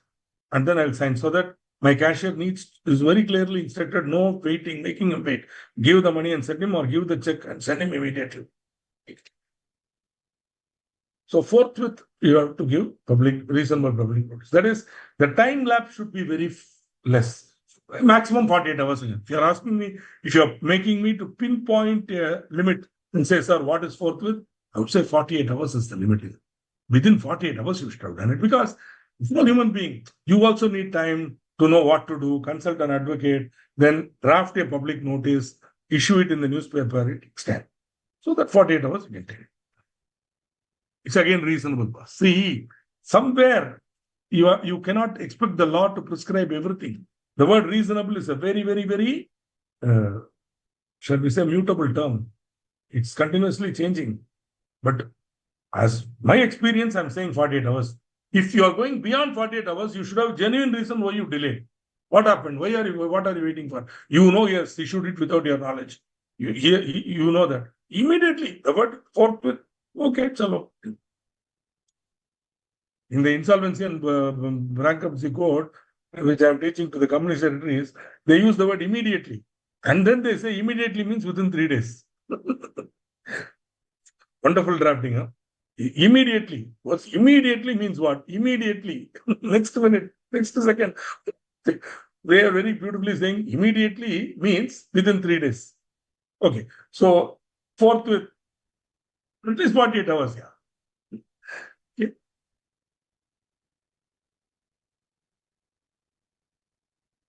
Where the statement is purported. Purported, if you want to know another word, sir, purported and all, what, sir, give some simple words, sir. Then claimed, where a misleading statement is claimed to be made by an expert, then the expert should show that it was correct and fair representation of the statement. He had reasonable grounds to believe and did up to the time of issue believe that the expert was competent to make it. Please note, my dear friends, this is not a defense for the expert. Are you able to understand? This is not a defense for the expert. This is a defense for a statement claimed to be made by an expert in the prospectus. Then you should ensure that whatever that expert told, you have correctly and fairly represented. You had reasonable grounds to believe that that expert was competent to make it. The expert had given his consent, and the expert had not withdrawn his consent before delivery of prospectus. Which means what? The promoter can coolly push the liability to the expert. Now the expert has no defense. Expert has no defense. Earlier, expert had a defense. Okay. But now, no. As regards a misleading statement contained in what purports to be a copy of or extract from a report or valuation of an expert, it was a correct and fair representation of the statement. That is, the entire statement is correctly given. Nothing. It was a correct and fair extract from the report or valuation. For example, if the expert has provided risk factors or conditions which may affect his opinion, the same should also be provided, right? So I have given you defenses. I have given you the basic, shall we say, liabilities, defenses. Under the new law, the new framework, Companies Act 2013, expert has no defense, except to show that before the delivery of prospect for registration, he withdrew his consent. If an expert withdraws his consent before the delivery of prospect for registration, he can show that. Other than that, once the prospectus is issued to the public with the comment given by the expert, and that is shown to be wrong, then expert is liable. Okay. Which is why you have to be very, very careful while giving expert opinion in prospectus. Especially as a chartered accountant, you would be in practice, you may be called upon to give a certificate with regard to taxation issues. So you have to be very clear. What are the tax benefits? What are the tax implications? You should study and give correctly. So if there is any wrong, but there again, materiality can be questioned. Was the investment made based on the tax benefit? If for example, if the company can claim some important tax benefit, because of which the profitability increases, and that opinion has been given by an expert, then it becomes a material misstatement. In case the claim that the amount which can be claimed is wrongly computed or wrongly stated. Okay. Because based on that, the profit will go down now. And Okay. So here we have a question. X applied for and was allotted shares on the basis of a prospectus containing an untrue statement. Y purchased the shares from X. Can Y sue the promoters of the company for rescission of the allotment and damages? The hint, did Y rely on the untrue statement and as a consequence thereof suffer loss? No, because Y never saw the prospectus. It was X who saw the prospectus. Y merely purchased the shares from X. Therefore, can Y sue the promoters? The answer is no. Y cannot sue the promoters. Yeah. Any doubts? Anybody wants to ask any question on this? Before selling the shares, X has to X is, can sue the promoters, but Y is not having any rights, sir. Because of this reliance on that untrue statement, he was not relying on it. This sounds a little unfair, no doubt, but that is the law for you. And if you want any legal support, the same this has been decided in a famous British case on fraud called Peake versus Gurney. But it Right. is for X only. Y cannot do it. Only X can do It anything. cannot file. Why cannot? Can Y sue? Answer no. Can X sue? Answer yes. Okay, before sale to Y. Okay. Now, ABC Motors Limited. Yes, sir. Sir, actually, I don't understand the conditions in regard to the expert statement, sir. Can you please explain it once again? Sir, if the expert gives a opinion, he is bound by it. Okay. Defenses are available only to people who have the other than the expert. The defenses No, that sir, I I'm have. not asking for the defenses available with the expert. I'm asking for the conditions which are mentioned as it is with regard to the expert statement. That point I don't understand. So that conditions point, which included in the matters to be stated in prospectus. Okay, this slide. Huh? Are you talking about this slide? No, sir. Matters to be stated in prospectus, section 26 regarding that condition Okay. in regard to expert statement. So, what is your doubt? No, matlab, I don't understand. The expert I don't have statement is required. you know. The expert statement is required to be included in the prospectus. Correct. Okay. The conditions mentioned in the module, I don't understand that condition. That's my Maybe question. I don't have it with me here. If specifically what you don't understand, if you tell me, I can tell you. What is it that you don't understand? If instead of making generic statement, no, because I don't have it with me. See, my problem, Abhijit ji, my mistake is I didn't realize that you all are going to have the material with you here. Therefore, I didn't keep the material open. Maybe we will do one thing. I will just give me 1 minute. Give me 1 minute. I will. Sir, can I read it for you, sir? No, I'll do one thing. I think no, you can. But before that, let's try one more thing. I think I have the study material with me. If I have, then you can tell me the page. Is this what you are referring to? Sir, page number 3.13. 3 point. Subsection 5, sir. 13. 13. Just I'll go there. Give me 1 minute. I'll go there.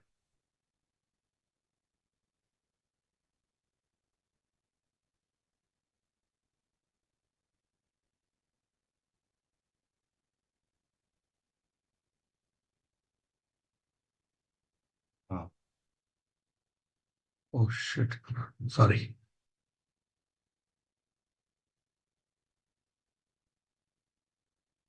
Point 1, 2, 1, 3. Is this one?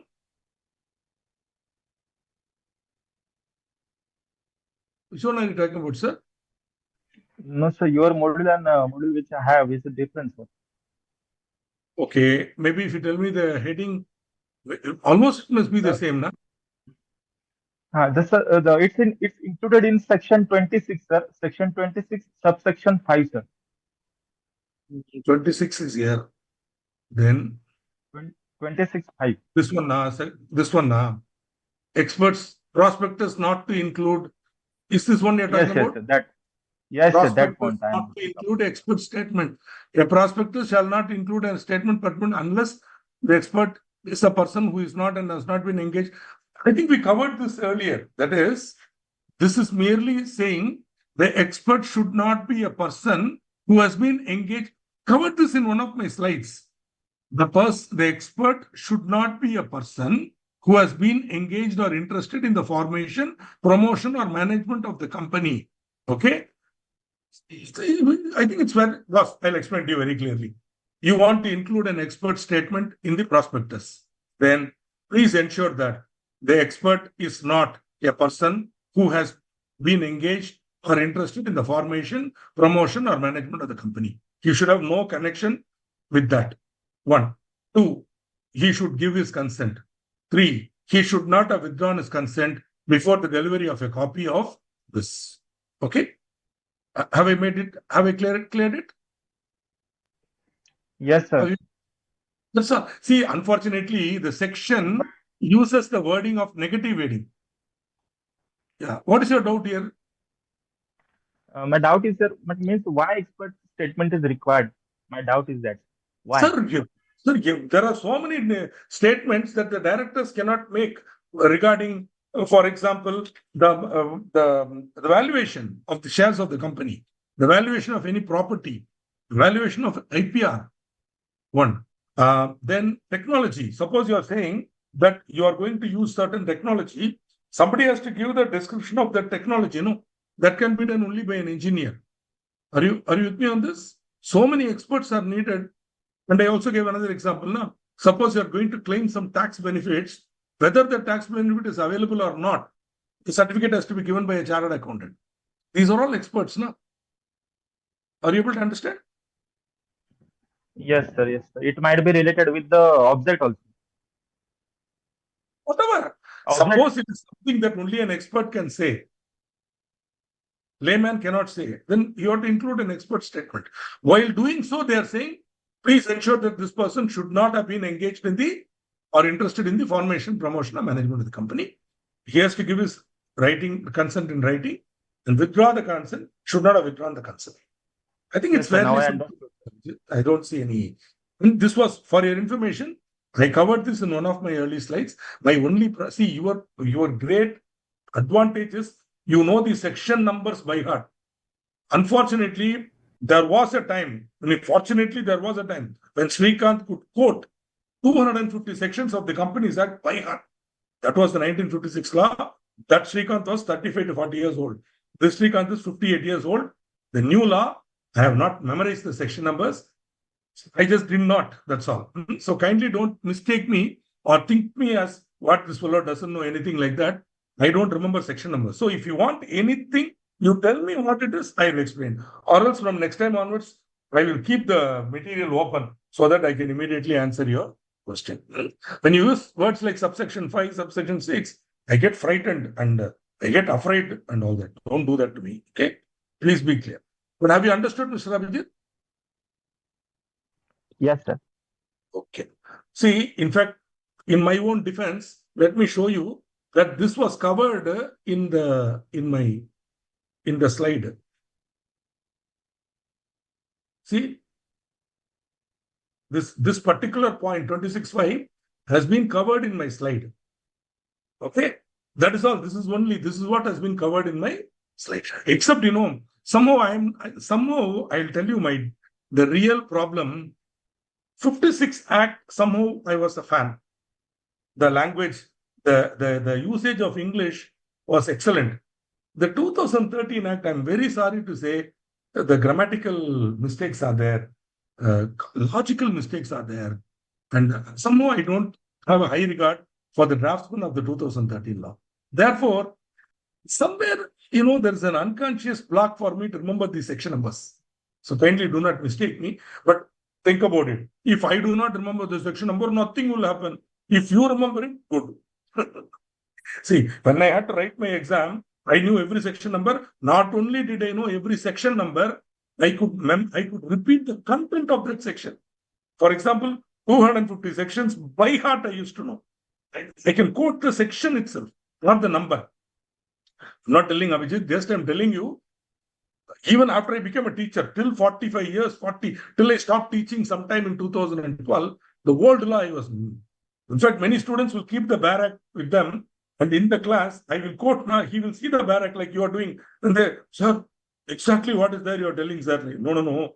What I am telling is not there. What is there only I am telling, like that I used to say. That was a proficiency which was there once upon a time. Possibly with age and not even age, with disgust with the 2013 draftsman, I have decided not to remember these sections by heart and to remember the section numbers and all that. And that's my decision. So in future, kindly, if you quote a section, kindly give me a little time to react to it. Okay. But does it mean that section numbers are not important? No. If you can remember section numbers and quote them, then to that extent, you will get additional marks in the exam. This is my view. People who write section numbers get additional marks. Right. So this is regarding liability. Finally, we have one topic to cover. Of course, ABC Motors Limited issued a prospectus claiming that they would be able to obtain a particular license from the government. The directors honestly believed, I think that is the condition, honestly believed that getting license was a mere formality. However, the license was not granted. Can the allottees file a suit for rescission of allotment and damages? Now here, in Derry versus Peak, the court, I think in this case, the House of Lords, very clearly made the comment that, look here, they honestly believed.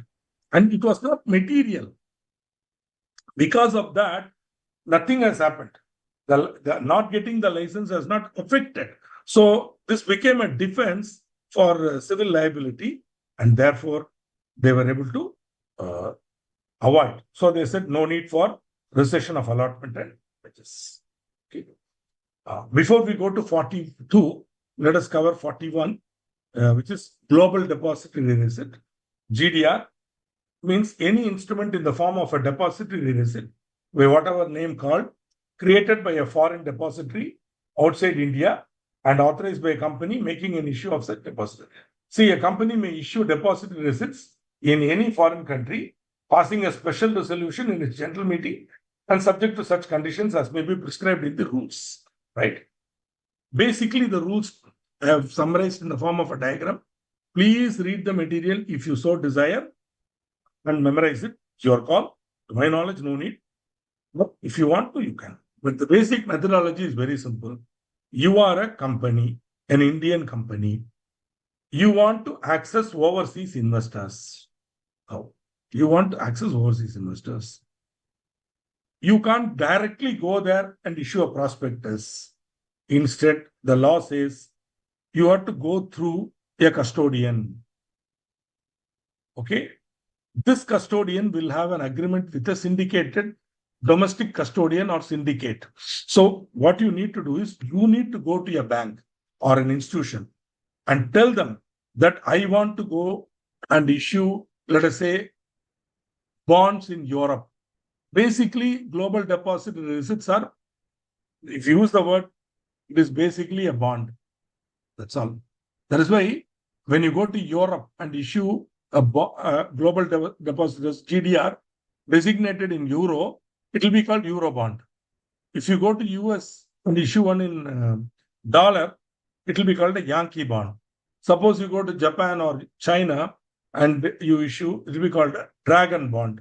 So each, depending on the geography, the name would change. But basically, you are issuing a bond. But for that purpose, what you need to do is, the Indian company needs to approach a domestic custodian. To that domestic custodian, they should allot equity shares and they should enter into a depository agreement. Then the domestic custodian will have a relationship with the company, Indian company, and he will approach an overseas depository. So thereafter, he will issue bonds. In a way, the domestic custodian acts as a guarantor for the bond issue. Thereafter, the overseas depository would issue the bonds guaranteed by the domestic custodian. And the bonds will be having half yearly interest and all that, which will be paid by the overseas depository. So the overseas investors will be dealing with the overseas depository, right? And the interest will be paid by the overseas depository. That will be again compensated by the domestic custodian, who in turn will be compensated by the Indian company. Based on the collateral of the equity shares, you go ahead and do this till those GDRs are to be retired, whatever. Which point in time, we will repay the GDR and we'll come. Why GDRs are good? As you are, I know you're all expert in finance, I need not tell you. Once upon a time, India, we had a problem with foreign exchange. Once upon a time, Indian companies, India did not have enough forex reserves because there was no FDI coming into India. So, whereas we needed to pay money for imports in dollars or in euro, and we were importing capital equipment, heavy imports were there. Raw materials were being imported and payments had to be made in dollars. The Indian government did not have the money to pay in US dollars. They simply did not have the foreign exchange. In that era, the Indian government said, hey, you want to take money from in dollars? Go through this route. Go through a domestic custodian, go there, issue Yankee bond, collect dollars, keep it abroad. We don't have to bring it to India. Keep it abroad. Use it for making your international payments. If you want, do a little bit of trading on that also. Make some money there. The reason is, the usual strategy was, you collect GDR, keep 30% of it liquid and use it as a margin for forex trading, hedging, so that as the dollar rate keeps going up, that portion will start earning money, which would compensate for the dollar growth. The remaining, you take and you use it for paying for your capital equipment, etc., etc. Then the project starts making money. You service the bond. You keep paying the interest, etc. Then, over a period of time, slowly make tranche payments, repay the entire GDR, come out of it. And then these equity shares will be given back or cancelled, and the Indian company will be free of the GDR. The idea is that, but today, the GDR route is not known, but many people don't prefer it because today FDI is there. Directly, I can bring money into India, and forex is easily available. So there is no dearth of foreign exchange. Government can easily give. If I want foreign exchange, I can go and get it. So there is open. Sir, also nowadays foreign exchange now direct listing is available, na, sir, instead of Correct. GDR route. Absolutely, you need not go through GDR. You can take your company and get it listed on NASDAQ. Am I correct? Okay. So coming back to private placement quickly to complete it today. A private placement is a way of raising capital that involves the issue of securities to a relatively small number of select investors, but need not be known people. It could be unknown also, but the identity of the person to whom the offer is sent should be disclosed. You cannot send a mailer which says, dear sir or madam, as the case may be. No, you should address it, dear Mr. Vijay, like that. So that clearly the name of the person should be mentioned in the mail and addressed, and that person only can accept it. Nobody else can accept it. Okay, this is very, very important. A private placement is different from a public issue in which securities are made available for sale on the open market to any type of investor, right? And you're also going to see some more conditions. The offer should be made to a select group of persons identified by the board of directors. There should be a list. The number of persons should not exceed 50. See, 50 is the number given in the section. But Rule 14.2, the central government, based on the power to prescribe higher number, has prescribed 200. So, the number of persons to whom the offer can be sent is 200, not 50. 50 is in the section.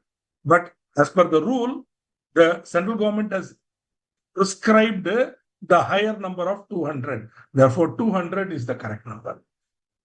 While calculating 200, you should not include QIB, qualified institutional buyers. If you want to know who are QIBs, go to SEBI website or rather go to the Google and put search qualified institutional buyer list. It will take you to SEBI site, wherein in the SEBI site, there is a list of qualified institutional buyers. They are registered with SEBI, usually financial institutions, foreign institutional investors, HNIs. And of course, HNIs is a separate list. This is QIB. So most of the banks, etc., would be coming as qualified institutional buyer. Okay. They are registered with SEBI. If you want to know who they are, go to SEBI site, QIB, you will find.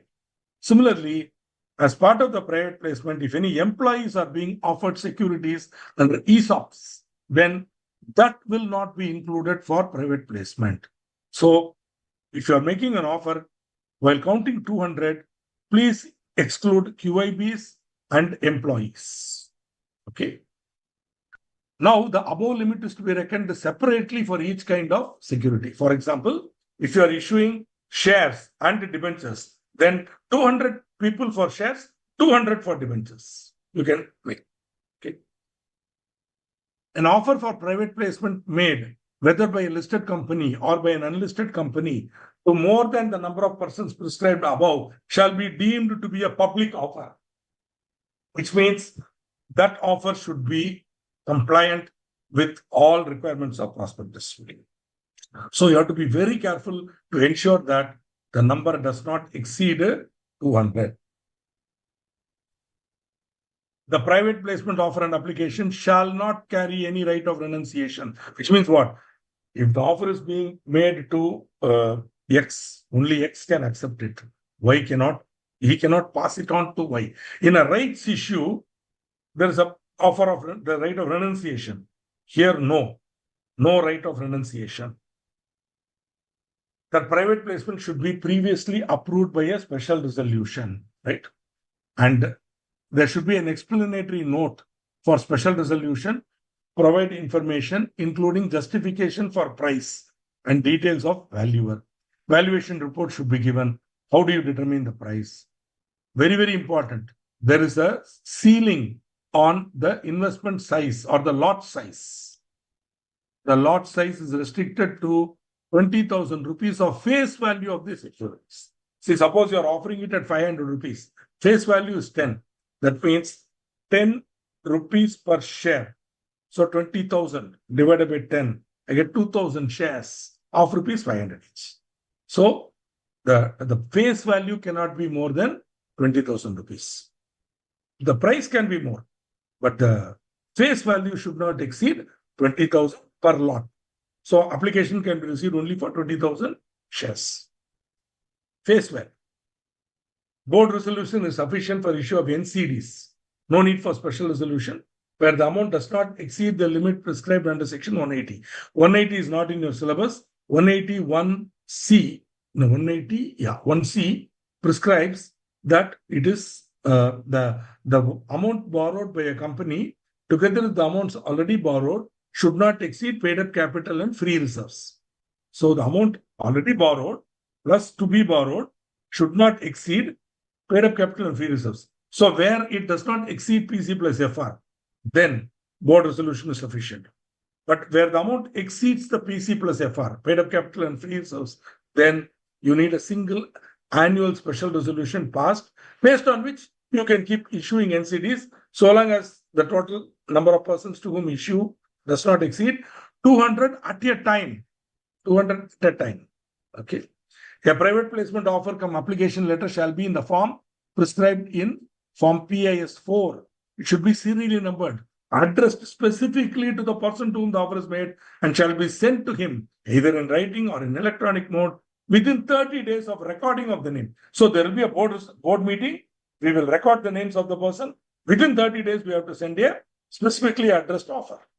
No person other than the person so addressed shall be allowed to apply through such application form, etc. And the company shall maintain a record of private placement offers in Form PAS. Then allotment will be made. Allotment is to be made within 60 days of receipt of application money. If you do not apply, then the money should be repaid within 15 days of the expiry of 60 days. So you get the money, you got 60 days. If you don't, then you have to repay within 15 days of 60 days with 12% interest for delay beyond 60 days. So to 60 days you keep. Beyond that, you have to pay 12%. Okay. The return of allotment in PAS 3, which we already saw, should be filed within 15 days. Normally it's 30 days. Here it is 15 days. Money is not to be money is money, whatever, not to be utilized unless allotment is made and return of allotment is made. Very careful. No fresh offer unless allotment has been made on earlier offer or invitation or the same has been withdrawn or abandoned. So what you need to do, you have a board meeting, you decide on the list, the board meeting approves the list of people, you send, then you start getting, then you wait for 60 days from that, you make one allotment. Then you withdraw that list. You can make a fresh list. But unless an allotment is made or the offer is withdrawn or abandoned, you cannot send to another fresh 200 people. Okay. So, which means what? You have to keep doing it 200 at a time.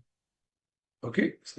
But private placement is an excellent method of raising funds because many companies at the early stages of their growth cannot afford to go for public issue. But they need substantial money. And there are investors willing to give money. So they can access these people through the private placement route. Nothing wrong. In fact, my humble suggestion to you as future finance professionals is explore this in more detail. See if you can set up a robust third tier of financing for IPO. Before pre-IPO, even before PE funding, you can go for private placement.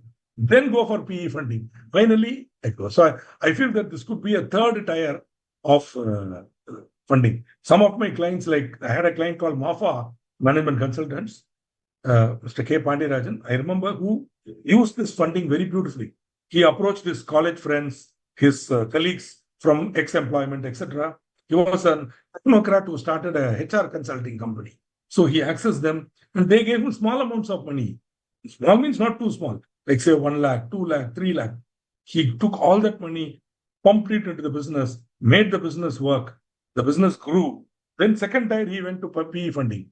Then third tier, he didn't go to IPO. He rather disinvested it, wherein all these investors got an exit route and they walked out along with him with a nice substantial gain on their original investment.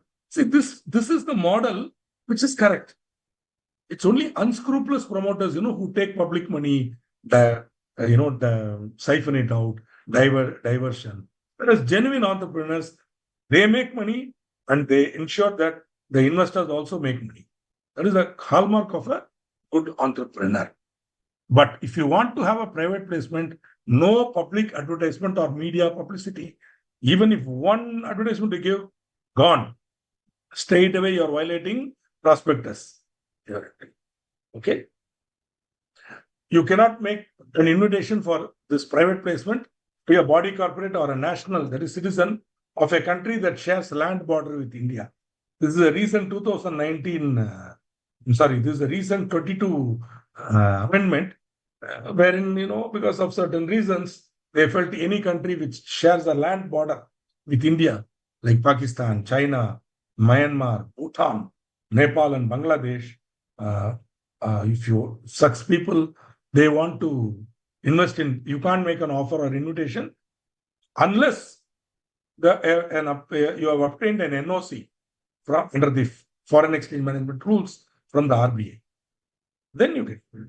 Okay. So in the PAS 4 itself, you have to clearly state whether such a person is from any of these countries or not. Because they feel that these countries, people should not be allowed to invest in Indian companies without knowledge. We should know who they are, why they are investing, and things like that. So Matsya Hotel made an offer of 50 lakh equity shares to 150 identified persons on private placement basis. Accordingly, a letter of offer accompanied by application form was sent to them after fulfillment of due formalities, including passing of special resolution.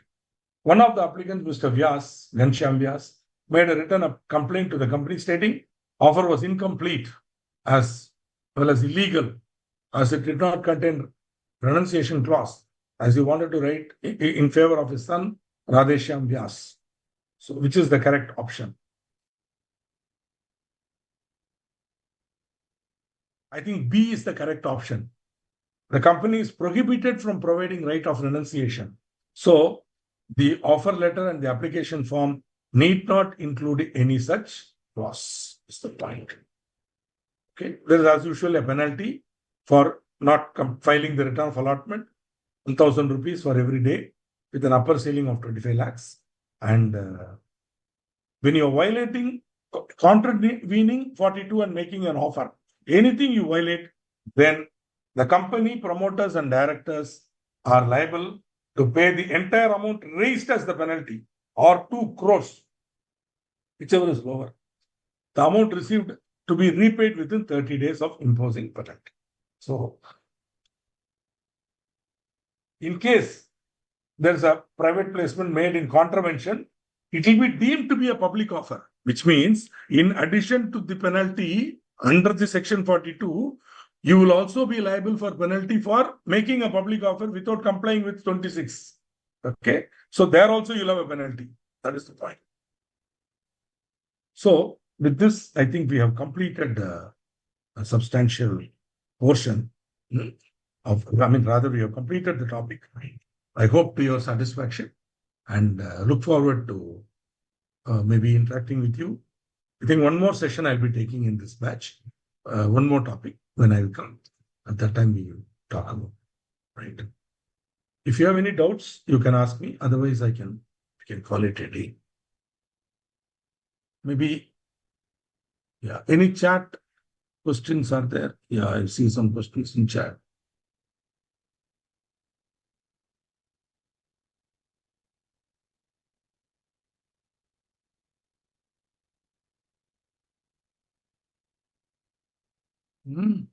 Somebody is asking, Swati is asking, if you didn't remember K, can we substitute? Why not? If you write penalty as may be prescribed there, you will not lose marks, but you will